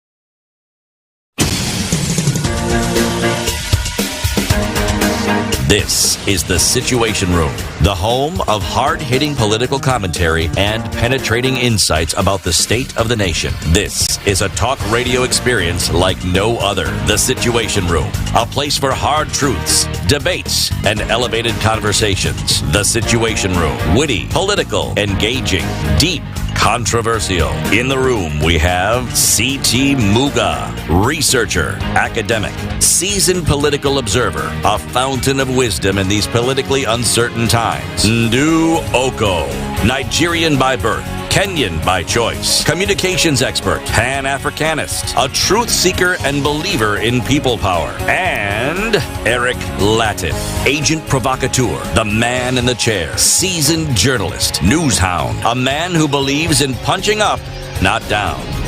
This is the Situation. 8. Thank you for keeping it locked on Spice FM, Kenya's biggest conversation, on YouTube, on X, on Facebook, on TikTok, on Radio Garden, everywhere where we stream the show, on KTN as well. And this is our Justice Thursday conversation that's coming up next on the Small Claims Court. You know about it? Well, we'll tell you more about it. But before that, let's talk about when you are in a fix and you need some money and you're just thinking, how do I get money? One of the things that you do is you call a friend. So you need to make 2K urgently. Or, hey, I'm in a fix somewhere. Are you in a position to just lend me like 5K? I will see how I can sort you out by, tomorrow, end of the week. And sometimes you ask yourself, all right, so, I'm sounding as if I'm just a guy who doesn't know how to manage their finances, right? So there's a friend that you can call, and this friend will not judge you. In fact, this friend, as long as you pay, they judge you much better. This friend is called Tala. So if you download Tala on Google Play, and that time when you're in a fix and you're thinking, I had forgotten to pay my power. I've just been called by my neighbors. The KPLC guy is there. na anataka kukata stima. This time kwanza anakatia kwa kikingi na sijalipa hiyo bill and I don't have the money. And the guy says, if you pay right now, send me a message confirming and proving that you have actually paid to our pay bill number. I'm not going to disconnect. That's the time when you need that 2K urgently. Go to Tala and tell Tala, boss, can you give me 2K urgently? Tala will give you that 2K urgently. And the Kenya Power guy will not cut a stima at the kikingi. So those practical cases, City, when you actually need money at that moment, and you didn't, hapo, and you didn't have it. So yeah, so Tala is not at those ones, niko na sherehe, we can end up. Yeah, there are people who may do that. And for such people, there is a program within Tala that helps you know how to manage your debt, also how to budget, and how to act on your savings, so that you're not just borrowing money so that you can go to piga sherehe. That is a bit on the extreme.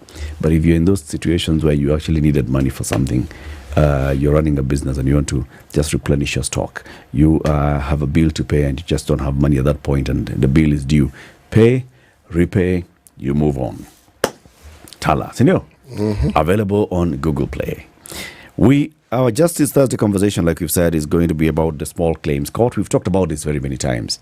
The STARJ, the Social Transformation Through Access to Justice, by Chief Justice Martha Koome, was one that is saying, how can we basically ensure that we have greater access to justice?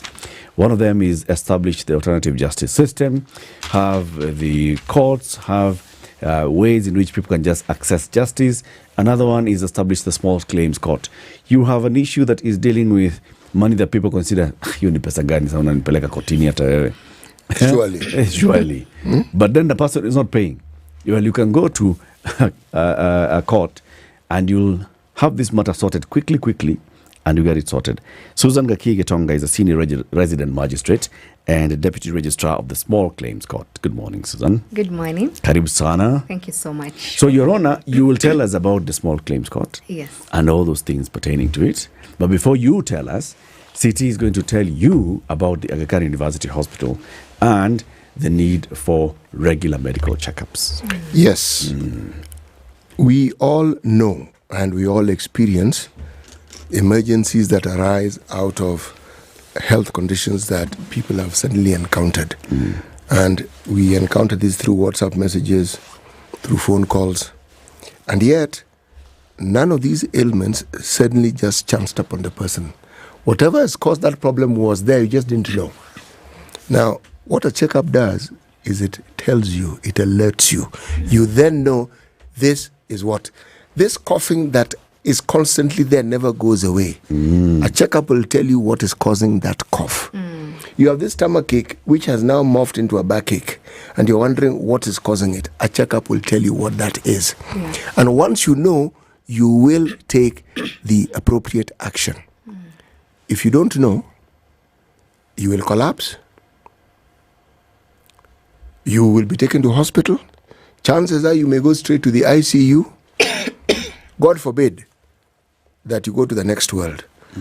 All these things are avoidable by simply taking the time to get to know your health status. And the Aga Khan University Hospital is saying, for a sum of 9,950 Kenya shilling, they can afford you that checkup. Now, the Aga Khan University Hospital has 53 centers, 55 across the country. Quite aside from the big hospital that we know of in Nairobi, Mombasa, and Kisumu. We had a guest who told us that he came across an Aga Khan hospital outlet in Tana River. We said, good. Now, that is bringing healthcare next to you. Not you going to hospital, they brought it next to you, so you can access it. Yes. Very good. Very good news. Now, please give the Honorable Susan the day's problem. So, for the last 3 weeks, this week included, City has decided that he is going to bring us proverbs from the Maghreb. Where is the Maghreb? Okoh, North Africa. Okay. The Maghreb. Yes. Why are they called the Maghreb? Well, it has something to do with the setting of the sun and the western region as far as the areas of the Arab world are concerned. So as far as the Arabs are concerned, West is Okoh. That's where the sun is setting. That's where it's setting, and that is where the term comes from. Right. Yes. Last week we were in the People's Democratic Republic of Algeria. The week before that we were in the Kingdom of Morocco. Yes. Kingdom. Not Democratic Republic, Kingdom. Today we are in the Republic of Tunisia. He who is covered with other people's clothing is naked. He who is covered with other people's clothing is naked. What do you think this proverb is telling us? Well, that's quite interesting. He who is covered with other people's clothing is naked. I think it also denotes when you trust someone and based on what they tell you, based on what they're giving you, you have so much confidence in them, and such that anything that will happen next based on the trust that you've given them will catch you by surprise, because your confidence is in the clothes that they have clothed you with, not your own clothes. Not your own clothes. So you're having confidence in someone and you're thinking that I am safe because of the clothing that you have been clothed with, but you're naked because your confidence doesn't come from within. It comes from you trusting this person and what they're giving you. So if this person decides that one day I'm taking away my clothes, you're completely naked because you had put your whole trust in this person and you did not even have your own accolades and trust in yourself. So I think it's also teaching us that don't get comfortable with other people's clothes. You get comfortable with you, make you relevant by yourself, and don't depend on others. They can actually turn around and stab you on the back. What? Umesema mengi. That's what I think. That's a good one. It makes a lot of sense. Okay. It does make a lot of sense. I mean, it's directly relevant to the proverb. It is. The way you're saying it. Wow. At least I tried. No, you did very well, actually. Thank you. Yes. This is the one City gives you 13 out of 10. Thank you, City. Yes, the other 3 is for the next question. So even before we ask it, you're 3 ahead. Oh my goodness. Keep being good. So the last time you were here was a couple of years back. Yes. And we were talking about the Small Claims Court. Yes. So the Small Claims Court was established and there was a whole confusion about what is it all about. So for people who've never heard of it, yes. So just do the introduction. What is the Small Claims Court? Thank you so much. I would like to pick it up from where you've started about STAG. And because we are from the judiciary, STAG is the strategic blueprint of the judiciary, social transformation through access to justice. And it is a testament of how our Chief Justice, the Honorable Martha Koome, and President of the Supreme Court of Kenya, is committed to transform the society and make justice accessible to all. So the Small Claims Court was born out of this vision, and it is one of the strategies in attaining the STAG vision and the people-centered justice. So having said that, it is a commercial and civil court, which is specialized in the sense that we only hear civil and commercial matters relating to matters between 1 shilling and 1 million shillings. So our pecuniary jurisdiction is only 1 million shillings. And these matters ought to be determined at a very strict timelines of 60 days. So when you come to the Small Claims Court, you're not expecting to have your matters dragged along as we experience in the other courts. And there are matters that we file in this court so that people know which matters we file in this court. And they relate to contract for the supply of goods and services, contracts for money held and received, when you've been given money and you have received it, and now you have refused to pay back like the Tala loan you're telling us about. Sijakata. Haujakata. Unajua ni maisha. Or unadharau hiyo pesa, unauliza sasa hiyo ni pesa gani unanipeleka kotini, you know. And also the personal injury claims when you are involved in an accident, God forbid, and you want to go to court to be compensated, and also material damage claims, and that means when you have an accident and your car has been damaged, so you want this other person to pay up. Okay. Yes. And also the other now matters that you cannot bring to this court, because I know there's always this excitement that, you know, this court has been established, I can bring everything in this court. So, between 1 and 1,000, you know, a million.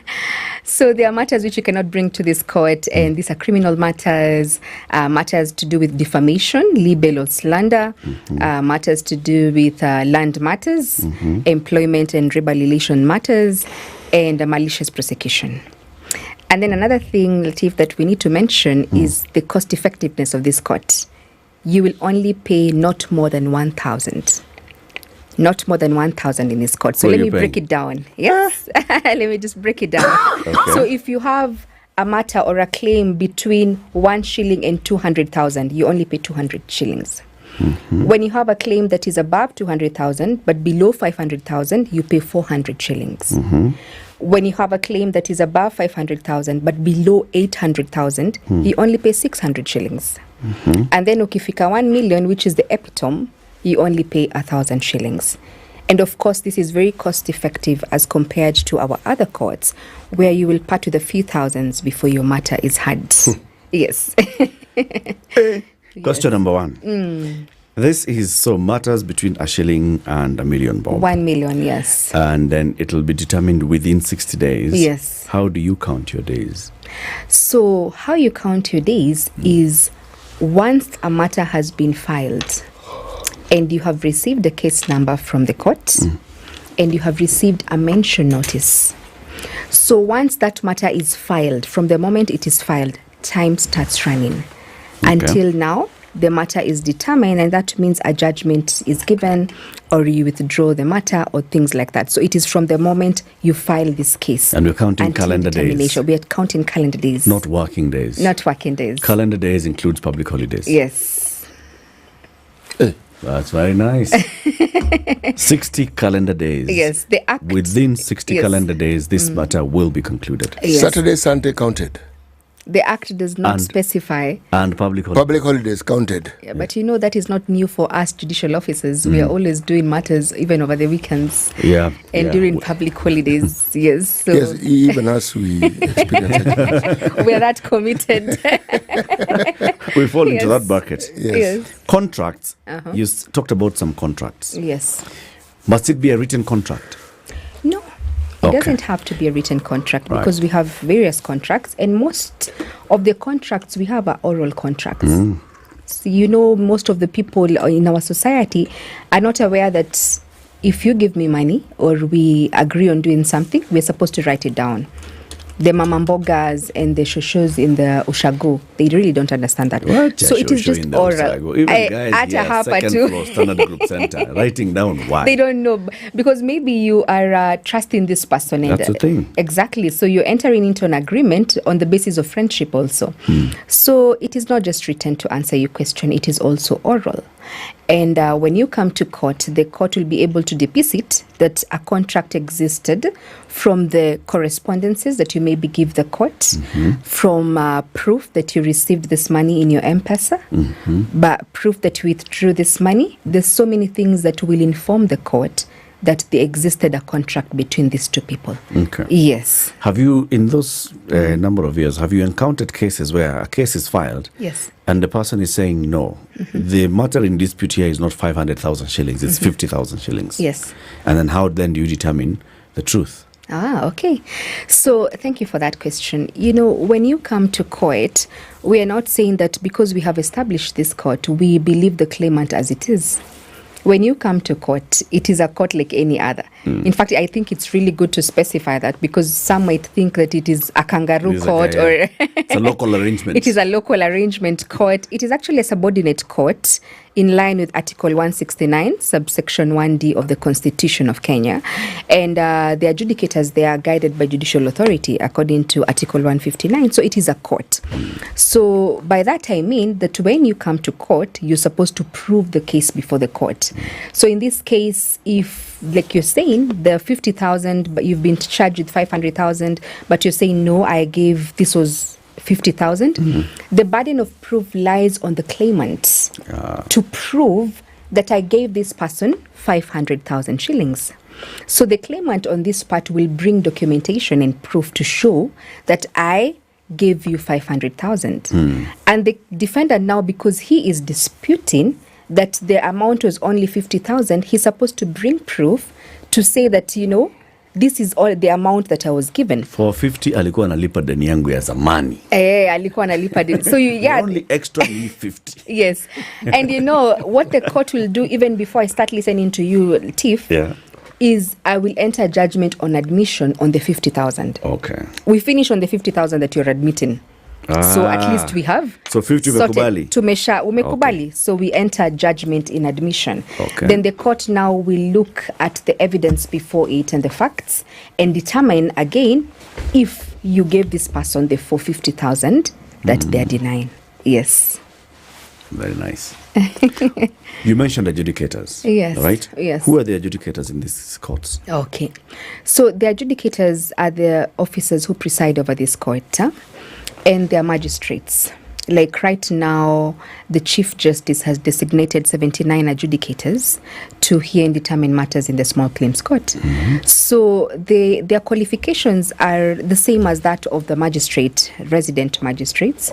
So basically, they are also magistrates. It's just that they take an oath as an adjudicator and say that, of course, I will now be presiding over matters in the small claims court. So they are the magistrates, adjudicators, who hear and determine matters in the small claims court and are designated by the Chief Justice of Kenya. So when you come there, we refer to you people as all Your Honor. Yes, it's still Your Honor. Your Honor, haikuwa 50. Haikuwa 50. Haki. Hata Mungu anajua. And you know, it is from when I was here, we were only 5 adjudicators. You remember? This is, 2 years 79 ago. Is actually now we are 79 adjudicators, and we're still looking to have more because the court has really, really grown. Can I ask? Yes. This jurisdiction that you have. Yes. What's the spread of the representation in how many counties? Nice. So when we were here in 2021, we only had Nairobi. Now we are in 34 counties. And we have only remained with 13 counties that do not have the small claims court. I don't know if you'll be gracious enough to let me mention these counties. Yes, go ahead. Go ahead. Yes.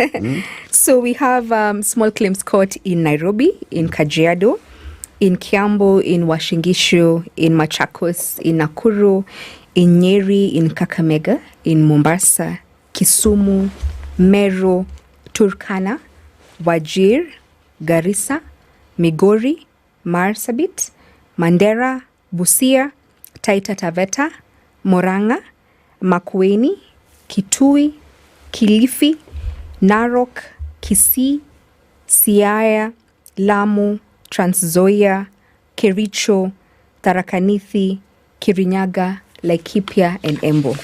Okay, now the ones that are not represented. The ones that are not represented. 13 counties. Yes, the 13 counties. Yes.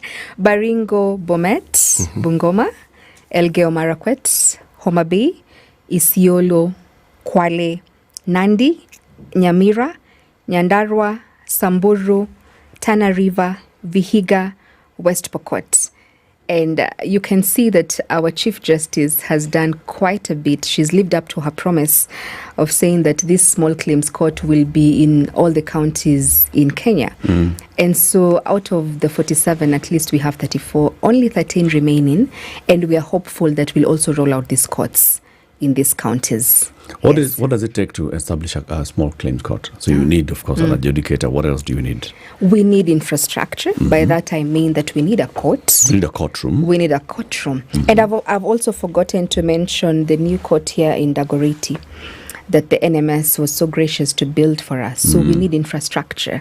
And it is important that every player comes in to assist us in establishing this court. You see, like the NMS court, the Dagoretti, I think you should go there and view that court. It's very beautiful. And they actually built the whole court for us, and we're just walking in. So apart from infrastructure, we of course need capacity, the staff, and of course the court will be gazetted by the Chief Justice. And so basically, it is just the funding to establish the court. Give us a building, give us land, and the government also to up our funding, because of course it will mean we recruit more adjudicators. And of course that will mean more funding for the judiciary. And so we are able to recruit the adjudicators and also the staff. Yes. Looking at that spread of the 34 counties, so already you've covered all the regions, right? There are some counties, there are some regions that have more courts right now than others. Are you able to see from, because you're the deputy registrar, are you able to see from the data that comes in from all these courts where you have more cases than others? Yes. And can you tell why you have more cases than others in these areas? Yes. Where do you have the most cases coming from? Of course, it's the Milimani Small Claims Court. Nairobi, and that is Nairobi. We have so many matters. Just to make you understand how much, right now, since the inception, we have filed 105,000 cases in the Small Claims Court. 86 of these 1,000 cases have been resolved. And we've been able to release 14.6 billion back to the Kenyan economy. So out of these 102,000 that have been filed countrywide, 53,000 are from the Milimani Small Claims Court. And out of this 14.6 billion that has been released back to the economy, 6.2 billion has come from the Milimani just Small this Claims one court. Just this one. And I've told you we have 40 small claims courts right now. So of course it is in Nairobi, and basically I think it's because it's a commercial hub. Most businesses are done in Nairobi. And after the establishment of the court, so people moved from the Chief Magistrate Court here in Nairobi. They just moved to the Milimani. Of course, and they moved to the Milimani Small Claims Court because, of course, of the advantages I have mentioned. But even if Milimani is the place where we have most cases, we've also ensured that we roll out these courts even in the border towns, because even if you don't have many matters, it is good for you to access justice. So we have small claims court in these border towns like Kakuma, like Wajir, like Dadaab, like Marsabit, like Moyale, like Taita Taveta.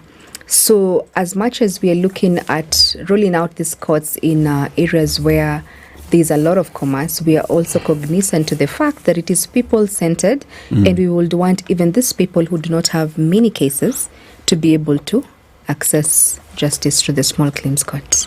Outside the big towns, yes, which other jurisdiction do you have many claims? Oh, okay. So Eldoret. It's a city. Yes. It's a city, Your Honor. It's a city. Thika, Mombasa, Kakamega also, Kisumu. Yes, and also Busia is coming up, and Machakos also.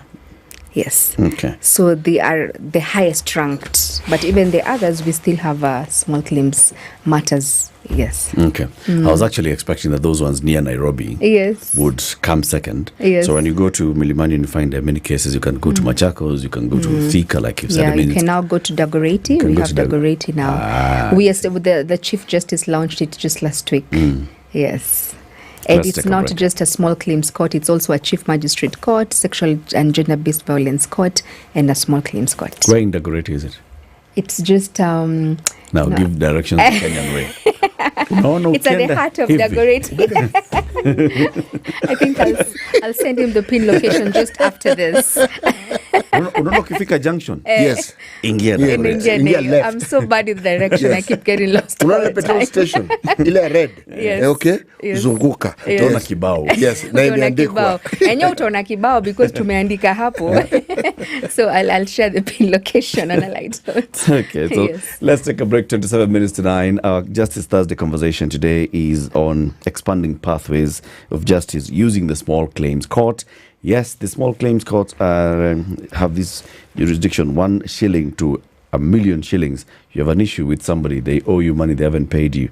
You have a personal injury claim, you have a material injury claim, and it's below 1 million bob or up to 1 million shillings. Just go to the small claims court. It's cheaper, it's faster. Within 60 calendar days, your matter should be concluded. Our guest is the Honorable Susan Gakige-Tonga. She's the senior resident magistrate and deputy registrar of the small claims court.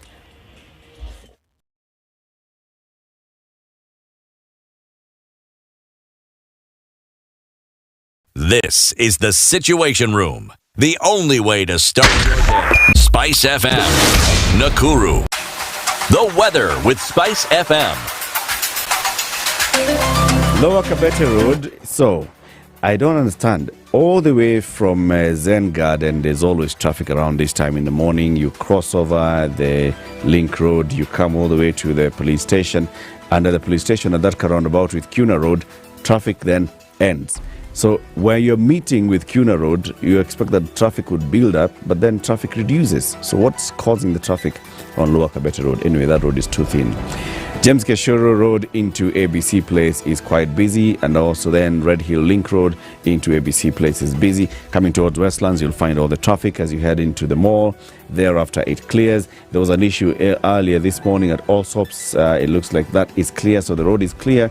You'll find traffic at Utalii coming towards town. Kiambu Road, you'll find it at DCI headquarters. Jogoo Road today has behaved very, very well. Langata Road has also behaved quite well. You'll find traffic at Aerodrome Road towards Bunyala roundabout, and a bit of traffic into the Nyayo Stadium roundabout, but Mombasa Road is clear. Earlier, Mombasa Road had an issue at City Cabanas.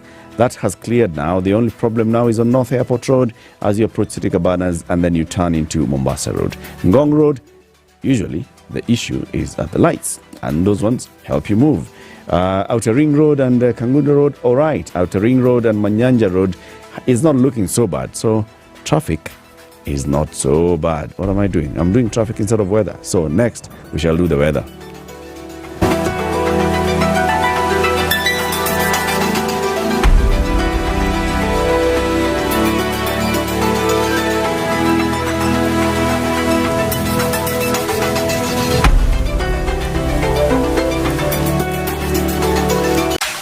The weather with Spice FM. Yeah. So this is what I should have done as I was doing traffic. I should have been doing the weather. So now for the weather. It's sunny in Nairobi, currently at 17. Expect highs of 22. It's sunny in Mombasa at 27, highs of 31. Sunny in Malindi as well, 28 and highs of 31. In Kisumu, it's 24, highs of 30. Nakuru, 16, highs of 27. Nyeri, 18, highs of 26. Kakamega, 22, highs of 30. Kisumu, 24, highs of 30. Where else? Johannesburg is cloudy this morning, 16, highs of 27. Lagos, sunny at 25, highs of 31. Partly sunny in Mogadishu, 29, highs of 31. Sunny in Addis Ababa at 17, highs of 24. Dar es Salaam is sunny at 26, highs of 31. Kampala is mostly sunny at 21, highs of 30. Kinshasa is heavy rain this morning at 24, highs of 31. Beijing is sunny at 19, highs of 21. Paris is cloudy at 7, highs of 18. London is cloudy at 10, highs of 17. It's cooling off in New York, now 17. Clear skies, it'll rise to highs of 20 later today. Mature, intelligent talk every morning. Spice up yourself.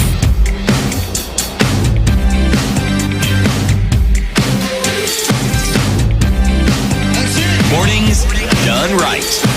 94.4 Spice FM, Nairobi. Conversation continues about the small claims court and how you can access the small claims court, why you need to go to the small claims court.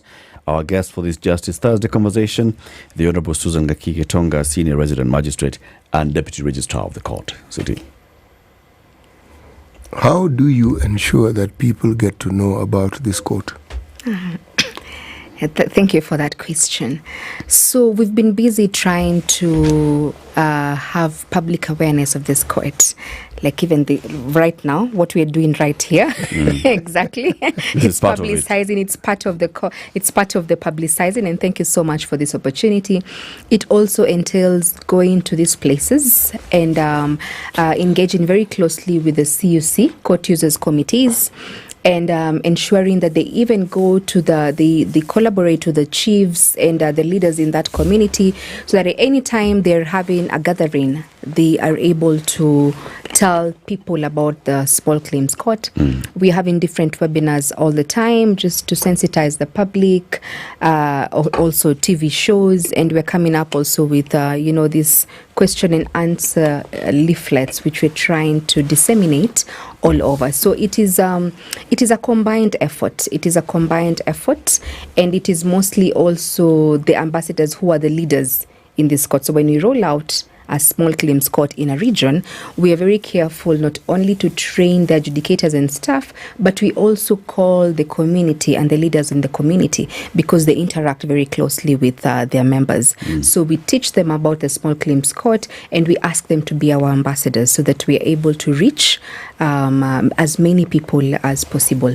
Yes, so it is just about going around and having stakeholder awareness. And we've also had a lot of support from our development partners who are also giving in and giving funding for us to just go around and speak about these courts to the communities. Yes. You talked about some of these issues that you deal with, so contracts, personal injury claims. Please explain that.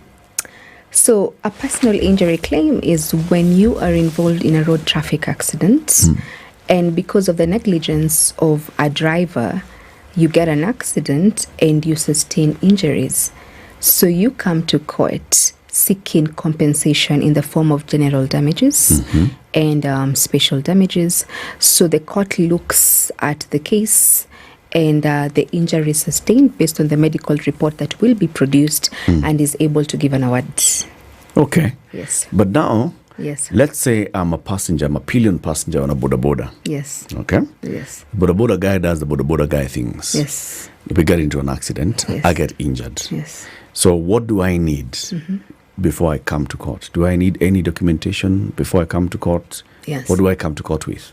So these are the supporting documents, of course, you need. You make a report to the police station, you get a police abstract. Very so number important. one. Number one. Okay. And that will be in the area, in the vicinity of where the accident happened. So if it is in Embakasi, go to Embakasi police station. So, of course, the police will come. They can come to the scene and do their investigations and all that. You also get a P3 form, and that means you go to a government doctor, and who will look at your injuries and right there the injuries sustained, and they assess the injuries. After that, you can also go to your doctor and you get treated. And based on these treatments, of course, you will pay money. So when you're coming to court, you're asking for special damages that you incurred as medical expenses when you went to see a doctor. Okay. So all this is something that you will need. These are the documents that you will need, which will support your case. Okay. And very importantly, if there was an eyewitness, there, it will be important to tag them along even as you're going to report this matter to the police station, because they will be corroborating your evidence when you're telling the court that this person has been negligent. So you write that witness statement, both of you. And then after that, you proceed now to file the claim in the small claims court. And by this I mean you use the e-filing system in the judiciary that at least our Honorable the CJ rolled out e-filing in all the courts in the country. So we are not filing using hard copy or email like we used to do, but you go into the judiciary portal, the e-filing portal, and when you click that link, you will be guided on how to file your case. Yes, and then upload your documents, which is the evidence that you will use to support your claim. You mentioned the word damages. Yes. How many types of damages can somebody claim for? How many? Because you said special damages. Yes. Okay. Apart from that, what else? Oh, okay. Yes. So in personal injury? Yes. Yes. So in personal injury, you claim in general damages. Okay. General damages are compensation for the injuries you have suffered. And also, you will claim them if it's not you who has been injured, but maybe your wife was injured and she died. Okay? So you come into court also to claim special damages, and you will be claiming the damages under the Law Reform Act. The special damages are what you have incurred, and you can prove that you have incurred in form of receipts. Okay. Yes. I went to a cop station. I was told, enda fanya photocopy hiyo abstract nikuja nayo. That. Yes. Hospital P3, you paid for something. Yes. For your own treatment, you paid for such. Yes. Even another boda from here to the police station. Yes, even a taxi maybe that you used. Yes. Okay. When, of course, you went to NTSA and you're searching to see who is the owner of this vehicle which injured you. And you paid for that service. service. You paid for that service. So you have to prove it. But for the general damages, it is the court now to look at the injuries you've sustained, also look at comparable authorities guided by the High Court, and the degree of incapacitation that the injury has cost you. And then the court awards. If you then determine that after the summation and looking at all these details, yes, is there a limit beyond which you cannot award? Is there a limit beyond which you cannot award? Or in terms of money? Yes. In terms of money? Yes. So in the small claims court, our jurisdiction is? Just 1M. 1 million, okay? So when you are coming to the court, it is important to also have an idea of what courts award in injuries like this, okay? So maybe when you're injured and your leg is amputated, ideally maybe you will get more money because that is a very serious injury. So, but if you come to the small claims court, I cannot give you general damages that exceed my pecuniary jurisdiction. So we normally advise that in personal injury claims, look at your injuries. Soft tissue injuries, they're not so serious. Fracture injuries that are not so serious. But when you go to the aspect of maybe you need plastic surgery, your leg has been amputated, if you go to the CM court, the Chief Magistrate Court, which of course has a higher jurisdiction than the small claims court, you might be awarded more money. Yes. What if I have emotional damage? Emotional damage. Yes. The trauma from the accident. Because remember, I can no longer board. I can no longer board these up-hailing. Remember the case of a young lady on Wangari Maathai Road? We all, those of us who have daughters, you look at that and you are extremely uncomfortable. The trauma that young lady went through. How do you quantify that damage? Because that is intense damage. So, general damages only relate to the injuries you have suffered, okay? So physical injuries. The physical injuries that you have suffered. But what the court can also award you is something that we call loss of earning capacity. In the sense that if now you are a broadcaster, you're using your voice to, your work entails using your voice, and you get into an accident and it messes up your jaw and your vocal cords and things like that. So when the court is calculating the loss of earning capacity, the court might award based on the salary that you have been paying and the years that you were to work. Based on the retirement age of 60 years, we can award you money based on that, to the extent that you would have earned if this accident will not have occurred. So it is basically the court compensating you even in future, knowing that based on these injuries, you will not be able to be yourself, you'll not be able to work as you used to, so you might not be able to earn a living. So those are the things that the court, but you see, accident will always leave you with trauma. So we might not be able to quantify that, but at least the monies that you're given to some extent might assist in compensating you. You know, why I mentioned trauma, trauma can be more incapacitating than any physical injury. True. That, yes, true. Yeah, because the physical injury, if it's, as you say, soft tissue or a broken hand or a broken leg, it can heal. Yes. Emotional healing, that is a completely different kettle of fish. It is. It actually changes who you are completely. Yes. Yeah. So again, how does one quantify that damage? Because it will not just affect you, it will affect the people who are around you as well.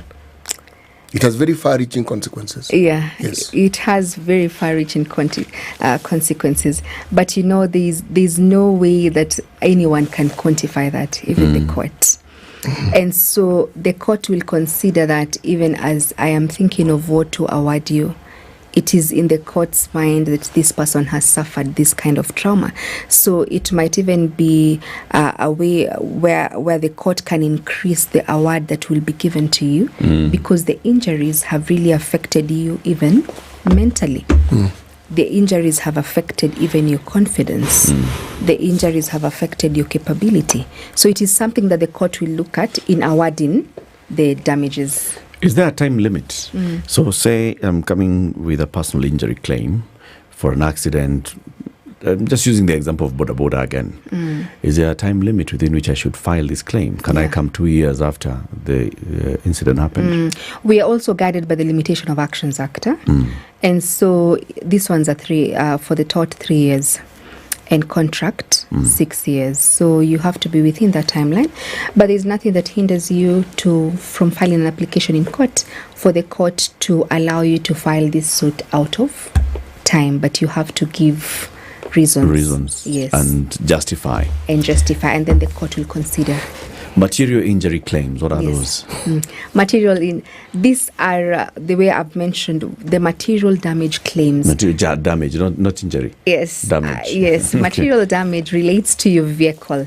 You've gotten into an accident and of course your vehicle has been damaged. So you take this vehicle to the garage and they sort you out. And of course there are parts you're supposed to pay. There's labor you're supposed to pay. So it's a special damage claim. So you come into court saying that this accident damaged my car. I went to the garage and these are the receipts you produce together with the assessment report. Of course, we have to assess how the vehicle was before and after. So it's a special damage claim relating to damage that is caused to motor vehicles during road traffic. Only motor vehicles? Material damage is motor vehicles. But because you're saying loss of damage, someone can come and damage your kiosk. Yep. Okay? So you will still come to court. It's a special damage claim. And you tell the court that this person damaged this and I used this amount of money to build back my kiosk. So it falls down again to the receipts that you will bring to court to prove that you actually repaired your kiosk or whatever property that this person, or maybe it's a TV, someone was really mad and they banged it down and broke it. You come to court and give evidence and also provide the receipt that you used to buy your property. Do you allow lawyers into this court? Yes, lawyers are allowed in this court. Yes. But one can come and represent themselves. One can come and represent. One can elect to have a lawyer representing them. Yes. And if you notice that the one person, the weaker party does not have a lawyer, and then the stronger party has a lawyer, what do you do? So, Tiff, thank you for that question. The beauty of this court is the inquisitorial nature of an adjudicator. So, as an adjudicator sitting and I'm listening to your case, and I realize that there's a document that is needed, that of course you in your capacity as a layman, you're not even aware that this document might help your case. I will ask you, can you provide to the court, do you have this and this document? Can you provide to the court and bring it? Or from your evidence, you're talking about someone who was with you when this contract was made, but because you're a layman, you're not understanding the importance of an eyewitness, someone to corroborate your evidence. So I can compel this person out of my own motion. So moto means the court moves itself. I don't wait for someone to make that application. I will tell you, can you bring Peter? You've talked about Peter. Can you bring Peter so that we also listen? And the basis is that the court wants to make an informed decision. And this is quite different from the other courts, which they proceed adversarially. Meaning, I will sit back and watch you kill your case. You prosecute your case. And nitakuangalia tu, and I will not help you. Much as you feel woye for me. Of course, I will feel woye for you, and I'm thinking, why isn't he bringing Peter? Why is this document? And I'm just lamenting in my heart, but there's nothing I can do. Because it is an adversarial system where you just wait for the parties to bring whatever evidence they have and the court rules on it. But inquisitorial means the adjudicator has power to compel any witness to come to court. The adjudicator has power to ask and make inquiry even as the hearing is ongoing. So you see, I'm helping you in the real sense because, of course, sitting here, we are also advocates and we understand the law. And so we are able to guide even our witnesses. And the beauty of the court is that it is not bound by the strict rules of procedure and evidence. So whatever might not have been admissible in the other court, in this court you can actually bring. So in your mind, you might think that evidence is not important. Maybe a WhatsApp or a photo you took. So you're thinking, no, how can I bring this? But the court will ask that you can bring it. So what are you bound by? If you aren't bound by all these other matters that other courts are bound by? We are guided by the Small Claims Court Act, which is number 2 of 2016. And also the evidence, of course, these other laws. It's not like we are not bound by the laws because, as I told you, we are deriving our power as adjudicators from judicial authority in accordance to Article 159 of the Constitution. So we are also guided by the Constitution. What we are saying, we have relaxed our procedures a bit. We have relaxed the rules of evidence just a bit to ensure that we are not hindering justice because someone has not brought a piece of evidence or someone has not followed the strict rules of procedure in the other courts. Yes, that is why we call it a people-centered court. Tunataka kuelewa wananchi and just help someone to be able to enable the court to make an informed decision.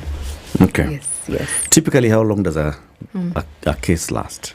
We know there is 0 to 60 days. Yes. But typically, how long do they last? Do you finish a case within a day? Yes. Do you ask people to come back and then 5 different mention sittings? Yes. Typically, what's a lifespan of a case? The lifespan.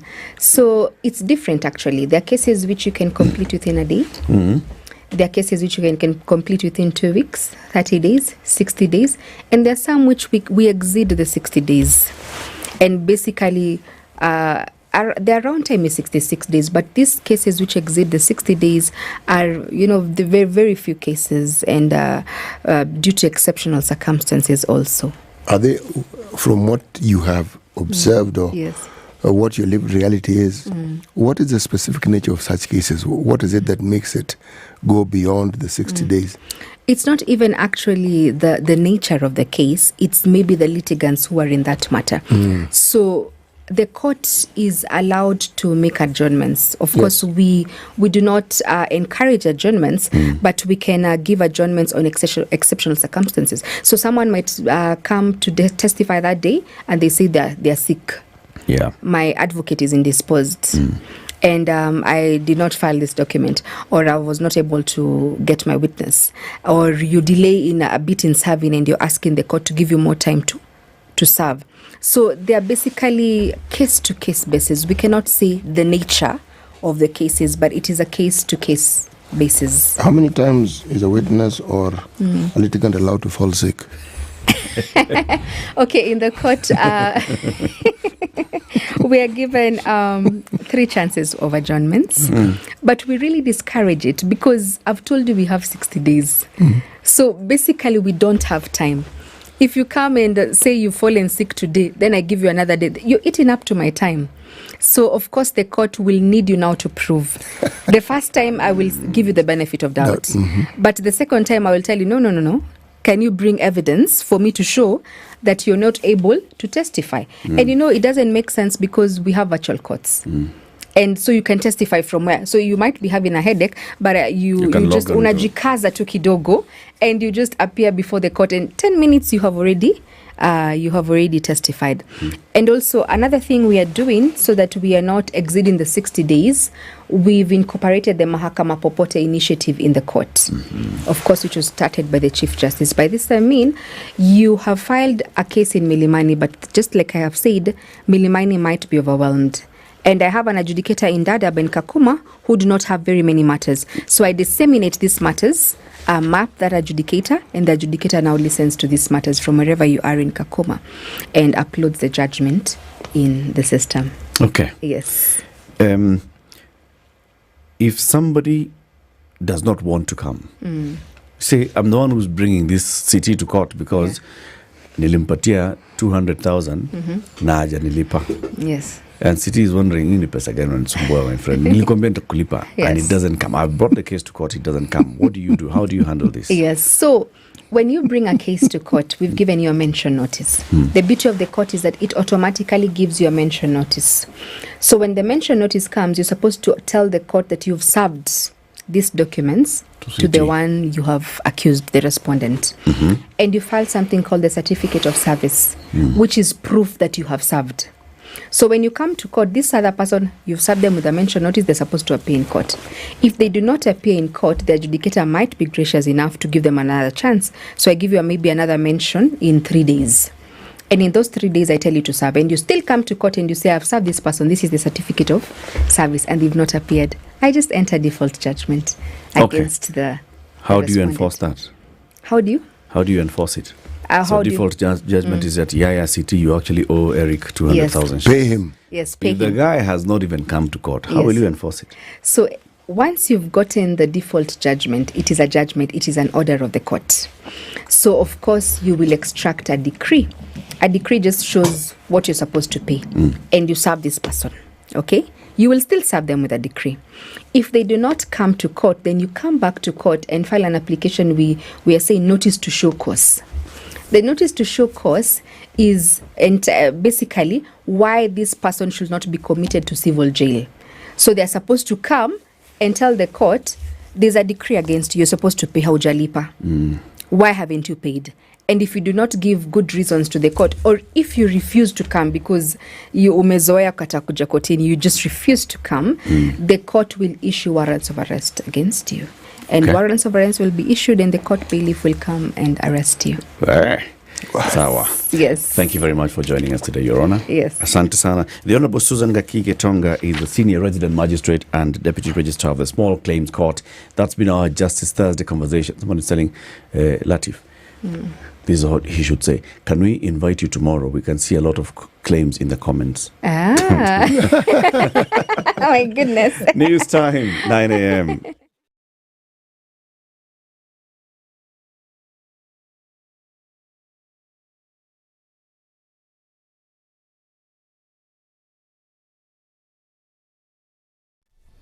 Good morning. This is the News Wire. I'm Leah Obaga. The High Court is expected to mention and give directions in a case in which Busia Senator Okiya Omtata and 2 others challenged the rollout of the Social Health Insurance Fund. Omtata, Eliud Matindi and Dr. Magare Gikenyi are also seeking an order to suspend any contract signed between the government through the Ministry of Health and Safaricom Consortium for the provision of integrated healthcare information technology system for universal healthcare. The trio claim that the state violated Article 113 of the Constitution when relying on the annulled regulations saying that SHIF cannot be rolled out in the absence of enabling subsidiary legislation issued under the SHA Act and approved by Parliament for operationalization. 2 suspects arrested in connection with the brutal murder of 26-year-old Masi Rufani will be arraigned in court today. Joseph Ngera, Kamau and Fred Madenge, both Kenya Army officers based in Embakasi, were the last known individuals to have been in contact with Masi, whose body was discovered dumped in the Umiki area along the eastern bypass. Following forensic leads, detectives located the duo in their hideouts in Komaroke Estate in the Tononoka area of Embakasi. Masi was reported missing from her parents' home in Pipeline in Embakasi on September 28th.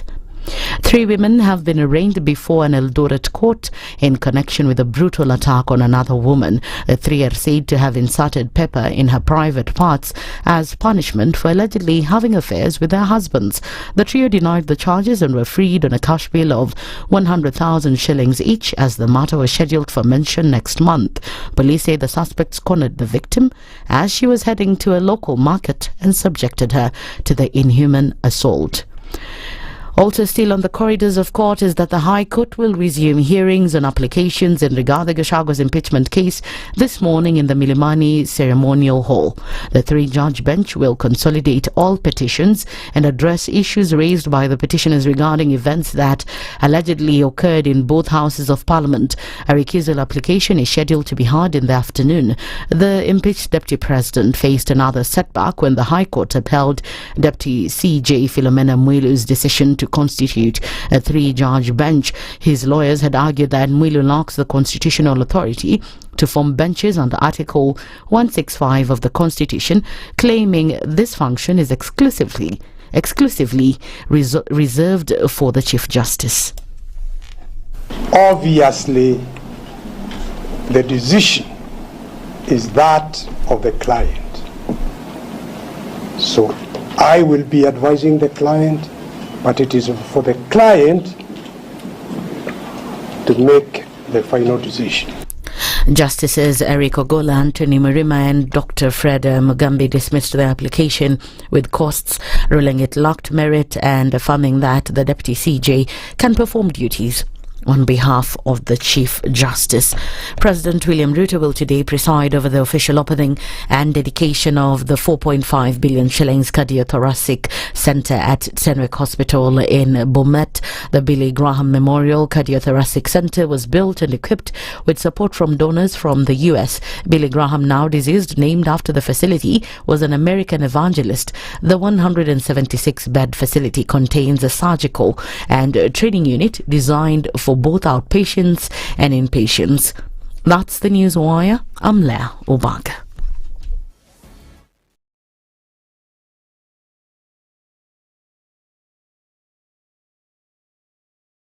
Three, two. Everybody, welcome to Kenya's biggest conversation. Heri Latifa, Muga, Madam Du, nimesalamia wote sana. Tumepokea salamu, asante sana. Hapa Garissa today the weather is very good, only that baridi inatupeleka mbio sana. Sasa baridi ni degree ngapi hapa? Hata sijui lakini madam tunakauka sana. If you want to follow the money trail, you've got to think like a thief to be able to catch that thief.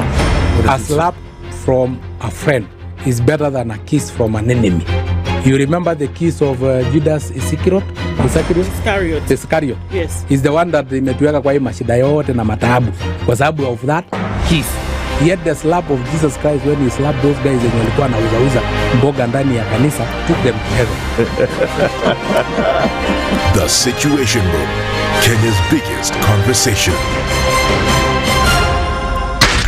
94.4 Spice FM, Nairobi. One of the things that are ailing our country is negative ethnicity. You find you as a state of, instead of thinking as a Kenyan, you think like a tribal person. Let me tell you something. The biggest problem we have had in this country is a leadership deficit. There is nothing that you are going to do in the process of change if you are not a risk taker. So you really have to pursue your vision to a logical conclusion and even be ready to step on people's toes. When it comes to the economy, you can't run away with it. They say statistics are like bikinis. They reveal a lot, but they conceal the vitals. And so government people would throw statistics at you and tell you they're revealing a lot of information to you, but it's really concealing the real vitals. We need to get out of that because when we want to grow our democracy, one basic thing that really requires to be understood by the political class, by all of us, is institutions are critical. This is the Situation Room, the only way to start your day. All right, what's happening around the country? Let me tell you what's happening on the roads in Nairobi. If you're on Langata Road and you're past Madaraka, you're heading towards Nyayo Stadium roundabout, you'll find a bit of traffic. And if you're going also to the Bunyala roundabout through Aerodrome Road, you'll find a bit of traffic, but that's just it.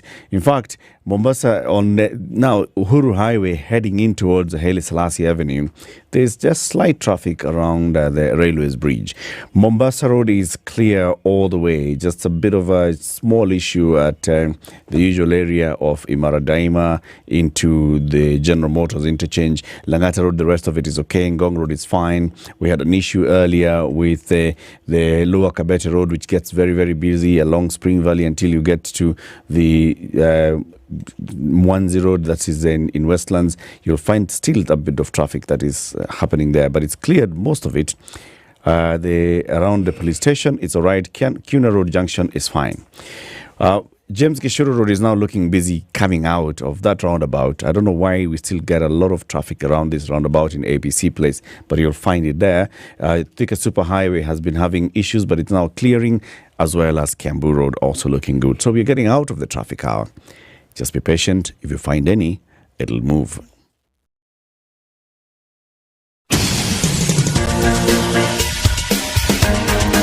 This is The Situation Room, the home of hard-hitting political commentary and penetrating insights about the state of the nation. This is a talk radio experience like no other. The Situation Room, a place for hard truths, debates, and elevated conversations. The Situation Room, witty, political, engaging, deep, controversial. In the room, we have C.T. Muga, researcher, academic, seasoned political observer, a fountain of wisdom in these politically uncertain times. Ndu Okoh, Nigerian by birth, Kenyan by choice, communications expert, Pan-Africanist, a truth seeker and believer in people power, and Eric Latiff, agent provocateur, the man in the chair, seasoned journalist, news hound, a man who believes in punching up, not down. This is The Situation Room, the only way to start your day. 9 minutes after 9. Thank you for keeping it locked on SpiceFM all the way from 6 a.m. up to now. We're getting into the final hour of The Situation Room this Thursday, 24th of October. It's 24:10:24. Remind me on the 24th minute, I say. It's 24 minutes. You want me to remind you the 24th minute of the show? To say it's 24th minute on this 24th day So of the 24th year. That'll be 24 minutes too. Okay. Or past. Past ishapita baba. Bado haijapita. 24 past haijafika. Haijapita. Tuko 10 past. Tuko 10 past. Unajua mimi nilikuwa naangalia seconds. In the next. Imeni changanya kidogo. Usijali. Sawa. There is time. So, Tala reminds you that yes, if you actually download Tala and you're somebody who's downloaded Tala, they can get some education on how to manage finances and also how to manage your loan. Because one of the things that people actually end up with problems with is not having proper financial literacy on how to manage your debt. So you get into some debt cycle that you can't just get out of. Then you start saying that the limit that you are, for how much you can borrow from Tala keeps reducing, and you are saying, out on your near. No. You know, they're using data. They basically just use data. They look at your expenditures, they look at how you're borrowing and how you're repaying. With that, then they're able to see this person, we can lend more. And if you're borrowing and you're outside, because you're the one who chooses within how long you're going to pay. In 0 to 61 days, when do you want to pay? I want to pay this in 40 days. If you said you'll pay it in 40 days and you pay in 35 days, you even get a benefit out of it. Even your credit score goes up. So your limit can rise. But if you get to, you said 40 and now you get to 55 and you have not paid, they start wondering what's happening to this person. The next time you borrow again, the same kind of thing. What's happening to this person? Maybe there's an issue. Maybe let's not increase the limit because we run the risk of not being able to recover this money, right? So those are some of the things. If you download Tala on Google Play today, you will find that capacity to actually go through some training and lessons. And that's the beauty of using Tala. It's education that we're talking about. Our next conversation is still going to be about education and reforming education so that then it serves the country that we have. Is a conversation that we want to hold. We are joined by a guest who's all the way from Texas, the USA, but he's here in the studio with us, Silvanus Nyeri. Good morning. Good morning. How are you? I'm fine, thank you. Karibu sana to Kenya's biggest conversation. Asante sana. Silvanus, I know you're one of the people who follow this conversation online. I do. All the time. Do you follow it live or do you catch up with it later? Most of the time I catch up with it because I can be very busy, so I catch up with it later, yes. Yeah. Which part of Texas, for those who are watching now? Houston. In Houston. Guys in Houston. Houston, your capital, For Texas? Austin. Najua ni jamaa moja ninajua jina yake. Kuna jamaa. Austin. Austin. Yeah, Austin. Yes. Yeah. Houston is a big one. It's like Houston sort of like is a commercial center. It's the 4th largest city in the United States. In America. Yes. Hiyo ni kubwa. Yes, that's 4th largest. 4th largest ni kubwa sana. That must be huge. Yeah. How long have you been there? I've been there for the last 14 years. Nice. Live, work, study, and everything there. I studied in Virginia. Okay. I went to a school called Virginia Tech. You've heard of Virginia Tech? We have heard, and they say good things about Virginia Tech. Yeah, it's a good. Yes. Yeah. Okay. Research University. Karibu sana. Asante. Karibu nyumbani, and welcome to the hot seat of the Situation Room. Asante. It's good to have you here. Asante. And thank you. And thank you for following our conversations from all the way in Houston. Thank you. Now, we're going to have a conversation about education, and you'll guide us through it with the questions that we'll be asking. CT will tell you two things. One, he'll give you the proverb, and your job will be to give us an interpretation of the proverb. But before that, he'll tell you about healthcare and healthcare in Kenya. I know in the States you have interacted with the healthcare system very well. One of the things that is very big here is what the Okoh University Hospital is now pushing, and even the government is pushing primary healthcare. Prevention is better than cure. Prevention means that we understand, we work on the systems, and we also have good screening and early detection. The Okoh University Hospital is running with that as well, and saying, come for comprehensive tests for as low as 9,950 in any of our 53 specialty clinics. You will get that. Did you? Yes, you will. You see, everything that you think, do, plan for is centered around your health. If you're well, the chances of you achieving them are high. If you're not, those chances dim by the minute. And to ensure that you are well, you only need to know the status of your health. It's really not that complicated. The problem is most people prefer to fall sick and then go to hospital. And yet there's an option. You can find out what is wrong with you so that you don't actually have to go to hospital, and you actually don't have to fall sick, or you don't have to be hospitalized. I like talking to men specifically, and most of men over 40. It is absolutely necessary for you to know your health status, because the things that take people to hospital don't arrive at your doorstep on the day you go to hospital. They've been resident in you for some time. So by the time they manifest, you're actually in trouble. So that you don't get into trouble, just find out. Change your health-seeking behavior. Go and get yourself tested. And the Okoh University Hospital is saying, look, for 9,950 shillings, we are able to afford you this. Now, 53 specialty hospitals all over the country means that healthcare has been brought to a place very near you. You don't have to go around looking for it in far-flung places. It is very, very near you. Do not lose out on this opportunity, because, as I say, your health is your wealth. Yes. Kabisa? Now, why don't you give him our day's proverb? Yes, our proverbs for this week come from the Republic of Tunisia, Africa's most northernest, that is me calling it northernest, northernest country. You don't get more north than Tunisia. Okay? The proverb: he who is covered with other people's clothing is naked. He who is covered with other people's clothing is naked. Dr. Nyeri, what's your interpretation of this one?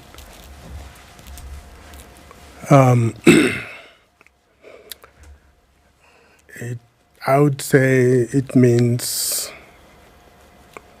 you are not you. You are exposed. You do not know what's going on around you. And you are not aware of your environment, basically. So you are covered by other people's ideas, whatever. And that's what I would say. You are not yourself. You're not yourself. It's an interesting one. It is, actually. Yes, the persona you present, or the image that you present, is actually not you. It's reflecting others. Yes, others, somebody else's. And when the reflection turns on to you, it may be something quite different from what you've been reflecting. Yes. That's very true. That's very true. Now, Dr. Nyeri, you have been very vocal on matters of education and our education in this country. and looking at what's been happening, in terms of we've been going through reforms in our education system. We are transitioning from 844 to CBC. We are looking at how we can then have competence-based coming all the way, looking at our TVETs and our universities and whether they are actually equipped to train for purpose and skill for purpose with what the market needs and what the global needs are right now. As somebody who has gone through an entire education system, what do you make of our education system? Are we on the right path? Are we collapsed? Do we need more reforms? Unfortunately, we are not on the right path. Allah? We're not. Let me start this way. I'll discuss education very differently from most people discuss it. Okay. There are two worlds out there which are conflicting. They are opposites of each other. They contradict each other. They are opposites of each other. There is the culturally diverse world. The culturally diverse world is the old world. In that world, life is brutish, basically. It's a very unjust world. It's a very unstable world. It's a very unfair world. So all evils exist in that world. Cultural diversity generally is the generator of all problems of mankind.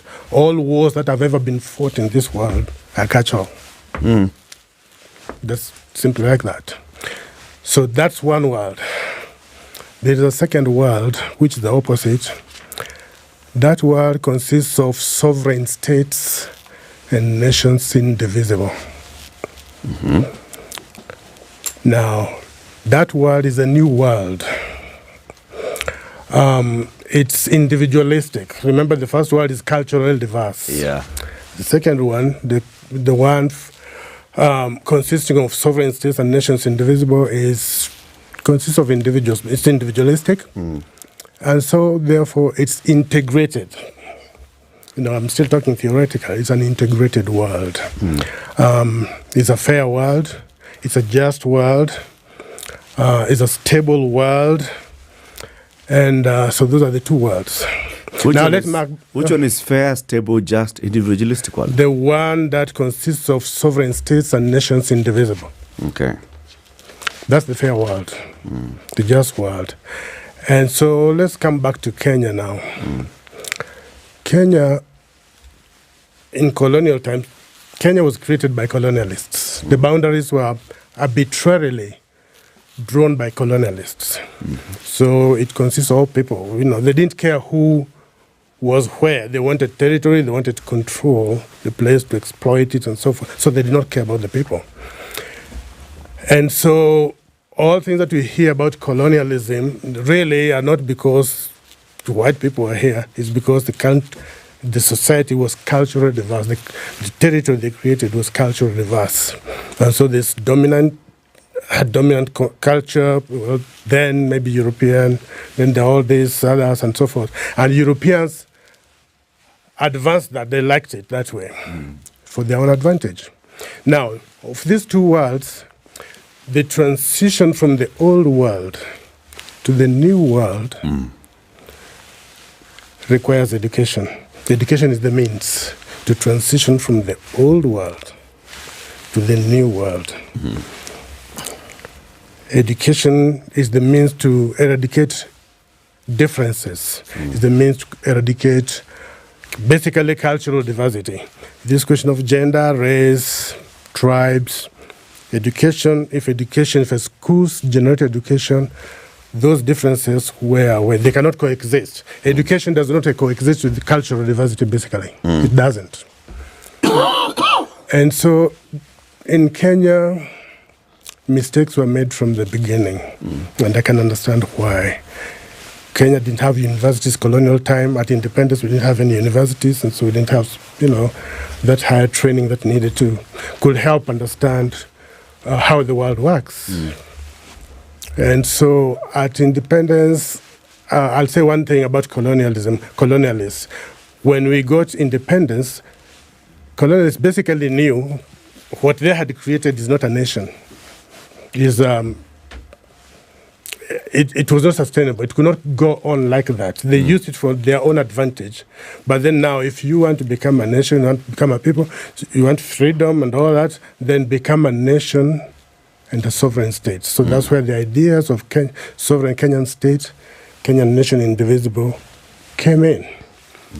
We were supposed to become that. And remember, there are ideals to be worked for, to be worked on. And what I'm saying is that education is the means to bring about that change from transition from colonial society to a new Kenya independent society, free and fair and just education. Which means that could be achieved. Unfortunately, independence, like I said, I don't blame our founders, but we all know that soon after independence, one of the things that happened was President Kenyatta and the independence leaders decided that constitution wasn't a good constitution. It was foreign. It reflected foreign ideas. And so rather than go by that, what the constitution said, because that constitution said Kenya should become a sovereign state and a nation, indivisible. That's what the constitution said. But those are foreign ideas. In sociological literature, the ideas of a sovereign state and a nation indivisible, they're ideas that are out of the country. They're not part of the society. They're outside. They are foreign to internal society. Yeah, they are foreign. And so when our leaders said these are foreign ideas, those are some of the things that actually they said. So President Kenyatta and his colleagues decided to govern this country based on the African culture. They tried to Africanize it, and it's for Africans, and we should make our own rules and govern ourselves in this according to our traditions and the way we want.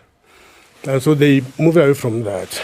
And so there was a conflict. There's a constitution which says empowered people, individual rights and the right to vote, choose your own leaders, right to live anywhere and all that. But then there's also this reactionary vision of Kenya that our independence leaders had. These were colonialists. And we are independent now and want to structure things the way we want them. And so they continued that way. And so basically they continued unwittingly. What they did was to continue colonialism. So when I hear some leaders, more progressive leaders talk, this is like neo-colonialism, neo-whatever. I understand why that can happen. Because basically the colonial society that was created was continued. Cultural diversity in Kenya is a colonial legacy. It's the colonialists who created it. Colonialists created Kenya with all these different peoples. That's a colonial legacy. Okay. And so there's no way Kenya, in my mind, Kenya can make progress in this context. So what do we need? We need... Redraw our boundaries? Yeah, that's a good question. So at independence with this constitution, we're to become, just by declaring Kenya a sovereign state and a nation indivisible, that constitution decreed, basically, that the government of Kenya, the Kenyan state, was to form a national system of schooling. And a national system of schooling was the means to restructure Kenya, to recreate Kenya, reconstruct Kenya, to renew it, to create new people, new citizens for the new society. Okay. And that has never happened. We have never had policies of education that are informed by the ideals of a sovereign Kenyan state and a Kenyan nation indivisible. We've never had that. So what do we have instead? We have a system of schooling that is reproducing Kenya. It's not recreating. It's reproducing. So it's reproducing.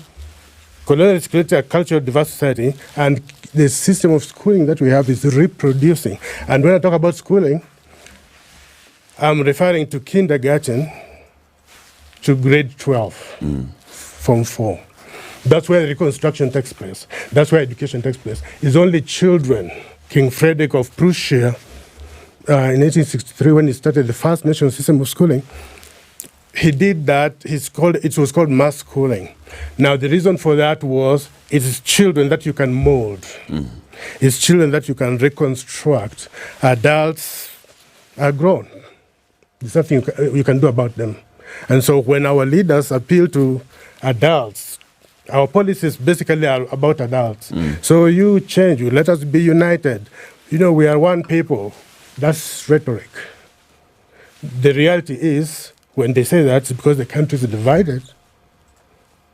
Different peoples, this gender, based on gender, and that's why we pass these laws like, 1/3 gender rule. The picture that I've sent you, that's what the outcome is in my mind.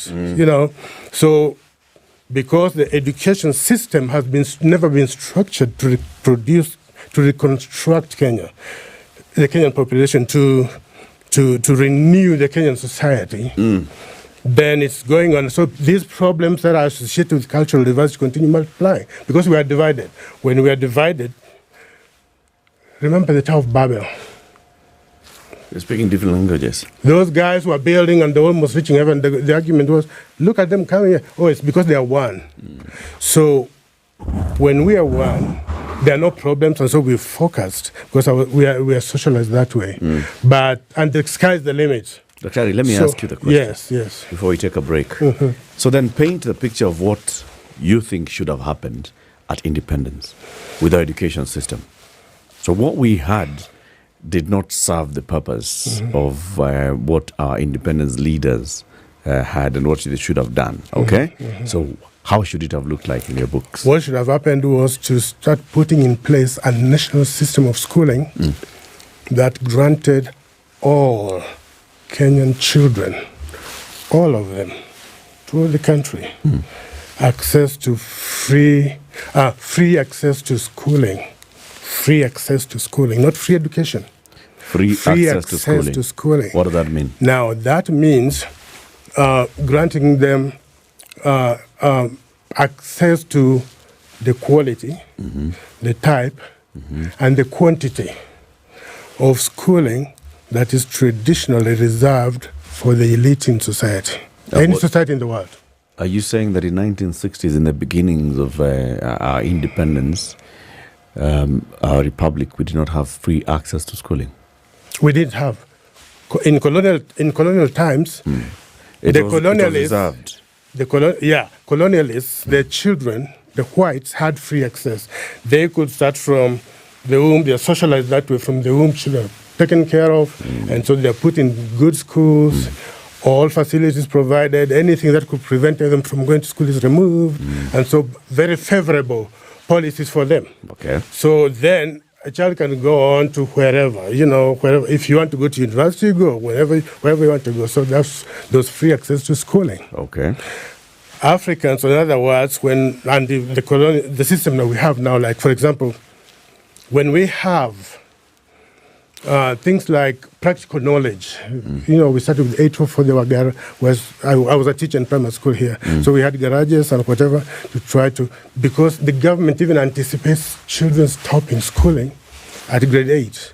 So they're being helped out. When you don't go to secondary, can go get a job, can do something, can be a juakari or whatever. Okay. So our children have never had free access to school. So our system was not seamless. It was never seamless. It had breaks. It had the grade 4 matriculation stop. All these examinations. It had the standard 8 exam, or what did you do? 7. CPE. I did CPE myself. The CPE. So 7 some of you are going to drop off. Yes. By design. And the government will be very happy announcing that 260 children are not going secondary school. Only 100,000 are going, So that kind of thing. So that had an impact. So there's no break. Yes. Let's take a break on that note. It's 28 minutes to 10. Our guest today is Dr. Silvanus Nacheri. He's an educational leadership and policy studies expert. He's here. We are talking about reforming our education system in Kenya to adapt to the modern world and what that means. Keep it here for that conversation. It's an interesting one. The way he started it, he's coming up with a whole new way of thinking. And that's the kind of thing that we like here. This is the Situation Room, the only way to start your day. The weather with SpiceFM. It's warming up in Nairobi, currently 20. It's sunny in Kakamega, 24. Sunny in Mombasa, 28. 29 in Malindi and cloudy. It's sunny in Nakuru at 20. Nyeri, sunny, 21. Kakamega, sunny, 20. Kisumu, sunny, 26. Johannesburg, cloudy at 18. Partly sunny in Lagos, 26. Light rain showers in Kinshasa, 24. Cloudy in Kampala, 23. Sun in Mogadishu, 30. Addis Ababa, sunny at 19. Sunny in Dar es Salaam at 27. Paris is sunny at 7. London is 9 and sunny. Beijing is 22 and sunny. New York is clear skies at 17. Spice FM, Malindi.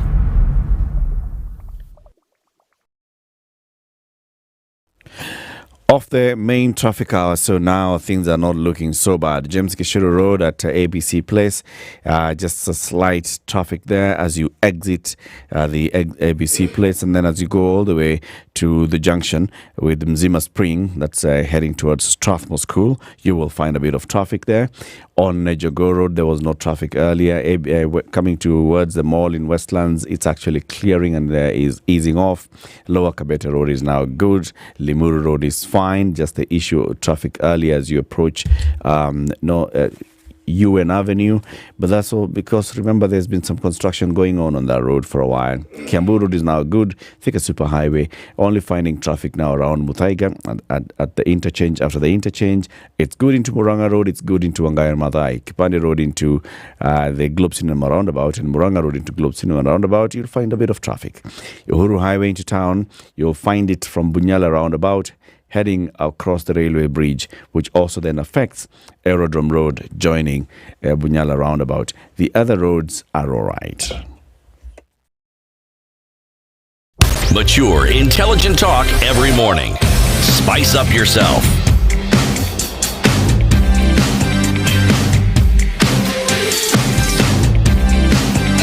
Mornings done right. 94.4 Spice FM, Nairobi. Please remember, download Tala on Google Play and you will have some peace of mind. When you need it, it'll be there. They'll sort you out. When you need to start borrowing so you can then build your credit score and credit rating and enjoy the benefits of using Tala. Our guest, Dr. Silvanus Nacheri, is still here. So that's the education system that we had. It was still, we basically just replicated what was there in the colonial days. We continued with it, and all the children of Kenya knew that, you could go to school, but then at grade 7, at standard 7, you have to sit an exam, and it will be mchujo. A huge percentage of you will drop off. And when you drop off, then you have to take another pathway. But because it was not ending there, Dr. Harry, it wasn't just ending there. At grade 7, when you drop off, you go to the polytechnics.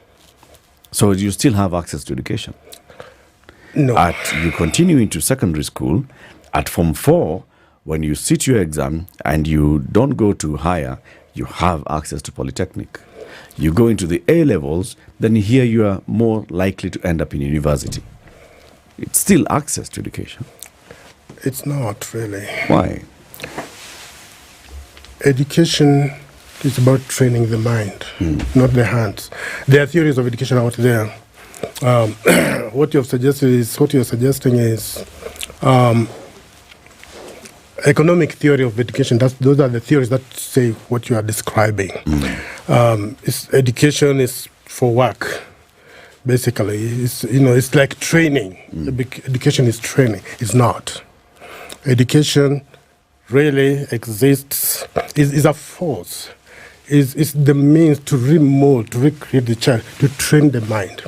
In the Western world, that's the secret they have. There's nothing else that they beat us with. They're focused on the child. In their schools, K-12, there's no practical knowledge.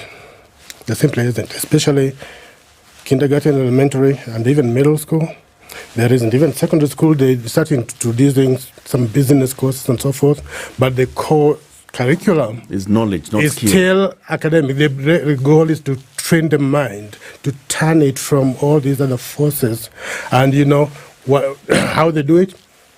The state pays for it. You know, whoever pays for it gets the loyalty. So the goal is to train the mind, create Americans, create Virginians. I attended my daughter's graduation when she finished grade 12. So I didn't understand it because my schools were different when I left my grade 12. But now there was a lot of force, a lot of interest. I was wondering, why are these people so interested in this just grade 12? And the whole community was coming for graduation. Yeah. And so when I got there is when one of the state officials was there at the graduation representing the state of Virginia. And he stood up and said, everybody rise. And then he declared, we are here today, gathered here today, to represent, to celebrate the creation of 467 new citizens of this great state of Virginia. And I was writing my dissertation at that time, and it was going on that line. I said, oh man, so this is why these school buses, I was coming from a garage one day, and I reached where my daughter was going to the middle school. It was a brand new school, you'd think it's a university. And so when I got there, we had to stop because the buses were ferrying children out of the school. And I counted those buses. I was very keen because I was writing my dissertation. And there were 29 buses. New buses with drivers, with chaperones. And I, a parent, was not paying a penny. And my question was why? So weeks later, I went to this graduation. Then this state official stands up during graduation, high school graduation, and declares, we are gathered here to celebrate the creation of this number of new citizens of the great state of Virginia. So that's what sociology is. That's sociological education. That's what I'm discussing is from sociology of education. And so it goes with this argument, it takes the village to train a child, to raise a child. The village is the state. So nobody pays, because if you put parents like we put in Kenya, we pay for kindergarten. We encourage them even to go to private school and all that. Private schools are shunned in America because the states competed with private interests. It's a very stiff competition throughout the years. And so not the Russian, the communist way of banning private school and all that, but here these ones were competing. So the states was competing by building good schools, the organization of it, build schools, train teachers, employ the best teachers you can find, highly and all that. And so gradually the private school interests died and the states took over. And that's how America is built. That's the strength of America. There's nothing else. So the children. Let's start again. The education system, is it centralized like ours? Does America have a Ministry of Education? It's very highly, that's a good question. It's very highly decentralized. That's an important thing. To have free access to school, to achieve this goal of really schooling all the children, we don't need the Teacher Service Commission. It should go. This question of Kenya National Examinations Council, go. All these centralized forces, even the curriculum is designed at the local level. If it's the most decentralized schooling. If it is decentralized, then what is the commonality? What's the common thread then in the education system? Because if you move from one state to the other, I assume it would not be difficult for you to enter the education system in another state. You won't. No. So what is it the thread that binds them? The curriculum, and the thread that binds them, the state pays for it. who develops the curriculum? Because if it is decentralized, then I would assume that the state or organs that are in charge of education would want an education that suits the purposes, primarily the purposes of that particular state. I'm asking, there must be something common in the curriculum that you will find in every state. That's the question I'm asking. What is common? You're right. What is common? One thing, number one, based on your question, the education in America doesn't serve interests of the states. It's nation building. K-12 schools are for nation building. And so the states, each state, and it's required by the federal law, each state must provide free access to schooling. And so there are debates. My professor was one of those who takes that when I started school, they had taken Kentucky to court. We're in Virginia, he's a professor in Virginia, but then it's an education union. So they took Kentucky to court because they took the state county to to court. Mm-hmm. And the argument was, look, education system in Kentucky is not constitutional. According to it doesn't adhere to the constitution of the state of Kentucky, which says there will be free access, equal opportunity in the K-12 schools, in the public schooling. So, and then they came with the data. Look at how much money is being used to this county here, how much money is located to this county here, and why this is causing problems. So, money must be equitably distributed. And the state must produce the money. No religion, no parents, no divisive forces in schooling. K-12 schools in the United States. So these were issues that were coming after all this matter of integrating schools had been sorted out. This matter of integrating school transport, as we call it in Kenya, or busing, as they call it there, had been sorted out. No, not necessarily. Those ideas were always there from the 19th century because something like European nationalism, we've read that in history. That idea was there. The European nationalism was about the child. The child, it was a century for the child if you read literature. That's what nationalism was, because they had discovered, they have known that to transform our societies from all the problems they had to socialize children collectively and equitably and equally, give them equal access to schooling. So that idea was there.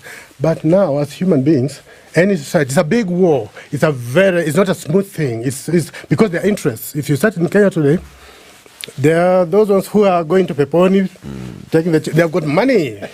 There are those ones who are going to Catholic schools, and the Catholic Church will be up in arms.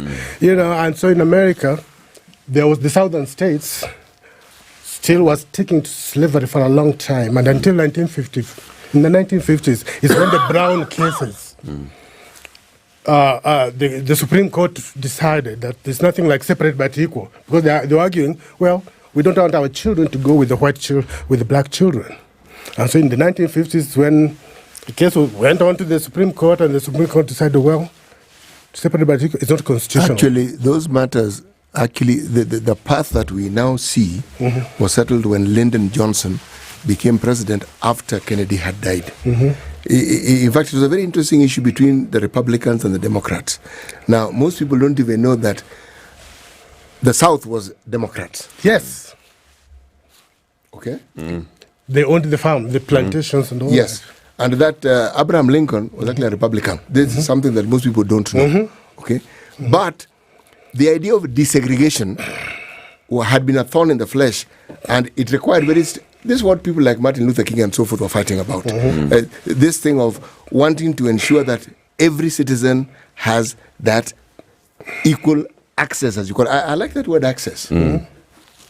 Yes. Yeah. And equal. Equal meaning the funding is equal, and so the opportunities are equal. The quality of education provided is equal. Yes. And remove all the forces. Not a parent pays a penny. Like when I was student buses, look at the buses, what amazed me, My children had been going there from grade 5 when they came there when the youngest was in grade 3. Grade 1 actually. She was 3 years old. So she went through the system. So that middle school, that's where she was going to school.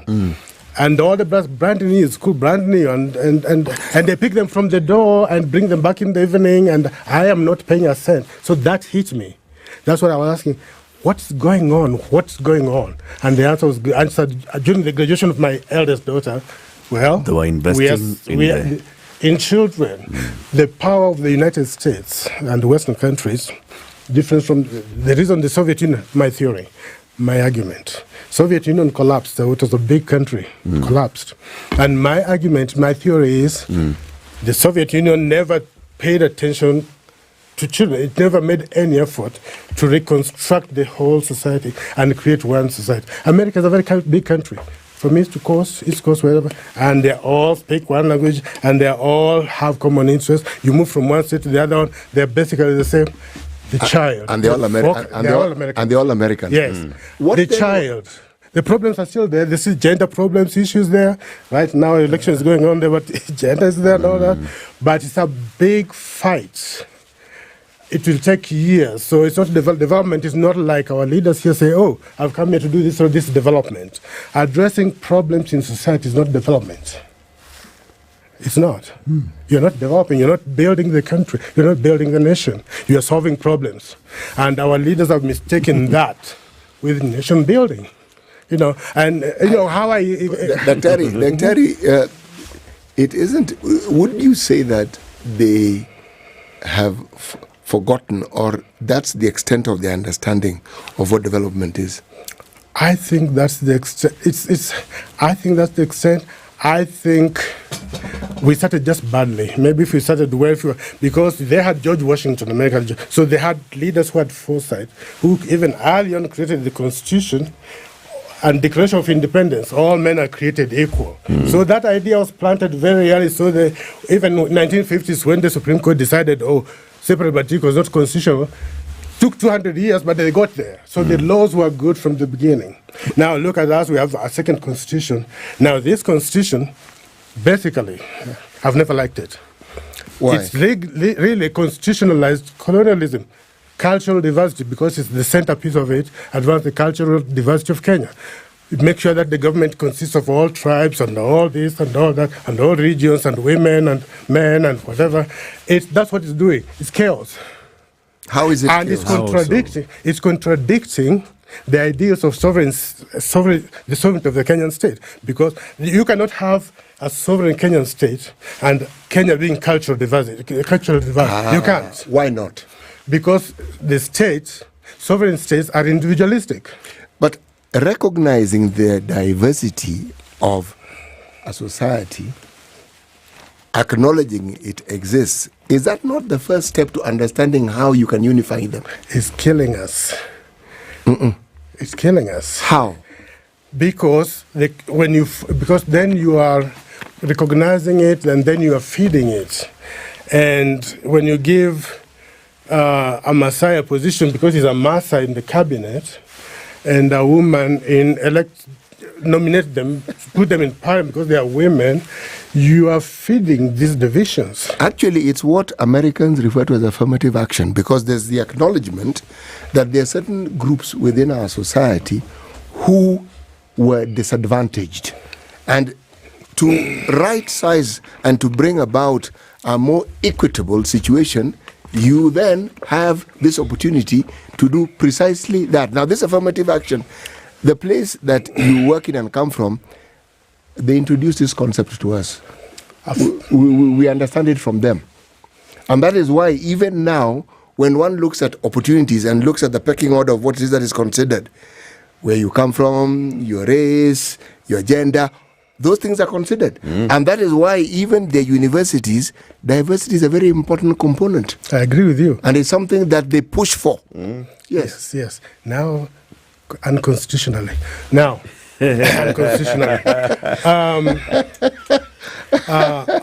First of all, the idea how they elect the leaders, they have to factor in, and that's why the collegiate system comes in, so that you elevate the voice of those that are considered small. Affirmative action doesn't mean what it's thought to mean. What does it mean? When that idea of affirmative action came up by which president it is in the 1960s, declared it, assigned the executive order to an executive order. You know, that time, black people could not go to college, white colleges, basically. When I read some higher education law, I took some higher education law classes. The University of Syracuse, there's a girl, black child, female, who wanted to go to that school, and just, you don't think about the qualifications or whatever they're built and all that, just because she's black, just seeing her she's black, you are not the type that goes to this school. Now, affirmative action was designed to end those kinds of things. Give people, based on, you know, if they are qualified for a job, it will start with schools. Grant them access to schooling, no discrimination, So because of who they are, because of race. It was to remove discrimination. Yes. Not to promote the minority. Yes, not to promote minority. And that's where now the problem came in, when now minorities, for these major universities find minorities go there, it was very difficult. And then the U.S. government, because of this Martin Luther King demonstrations and pushing this, you know, reforms and all that, so the U.S. Congress decided, we are not going to give you funds. No funding for higher education. Any university that does not have people of color among its students and faculty, no funding.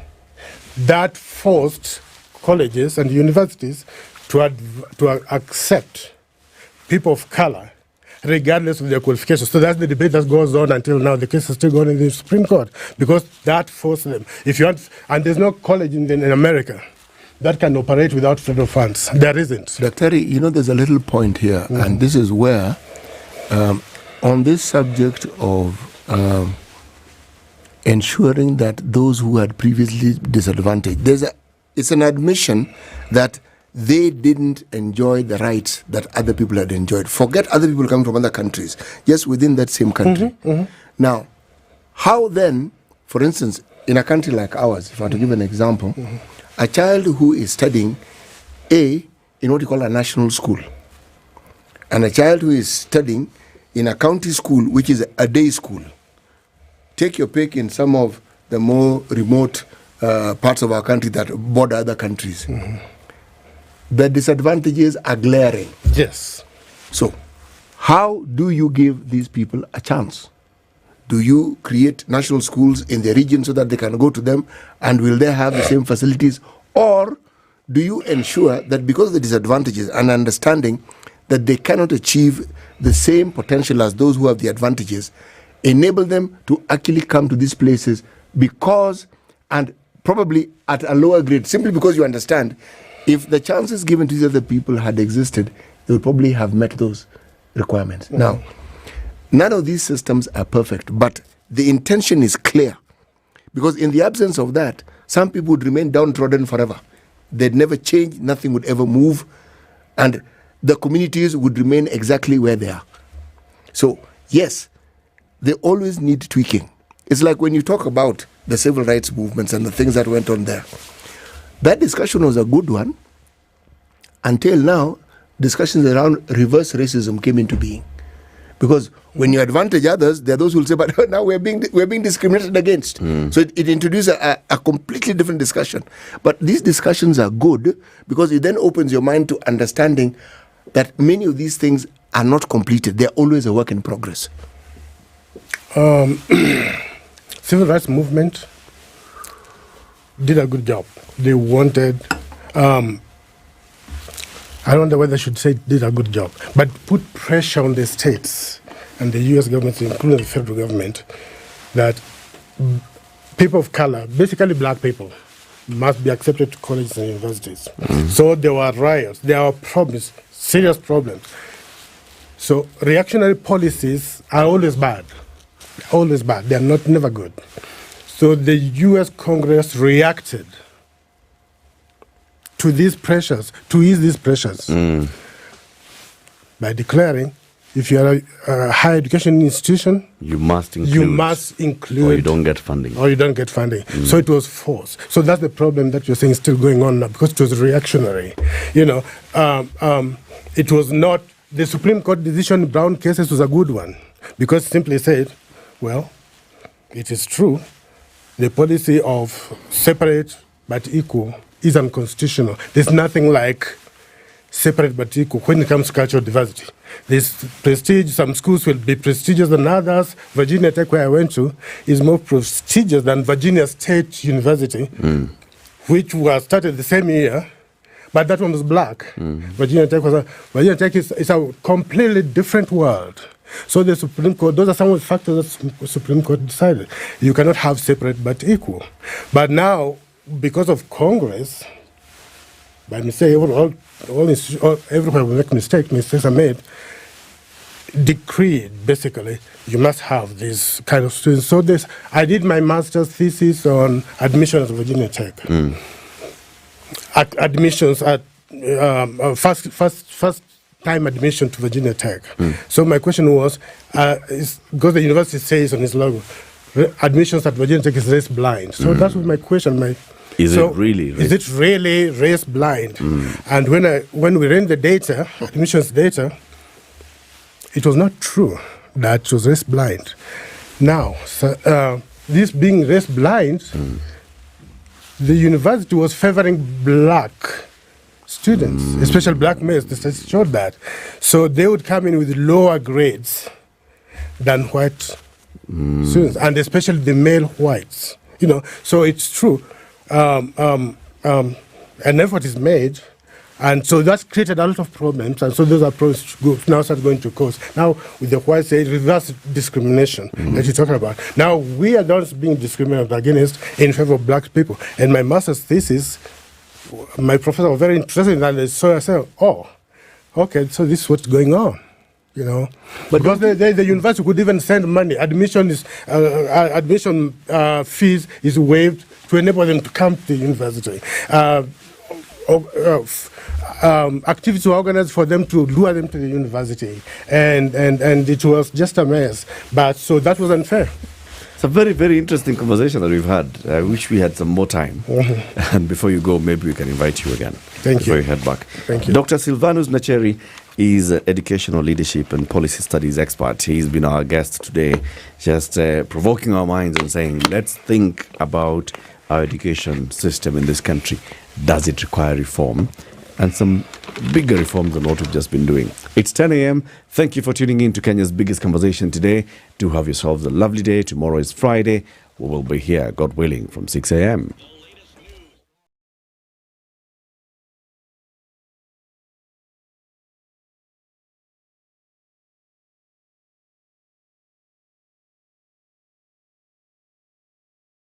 Good morning.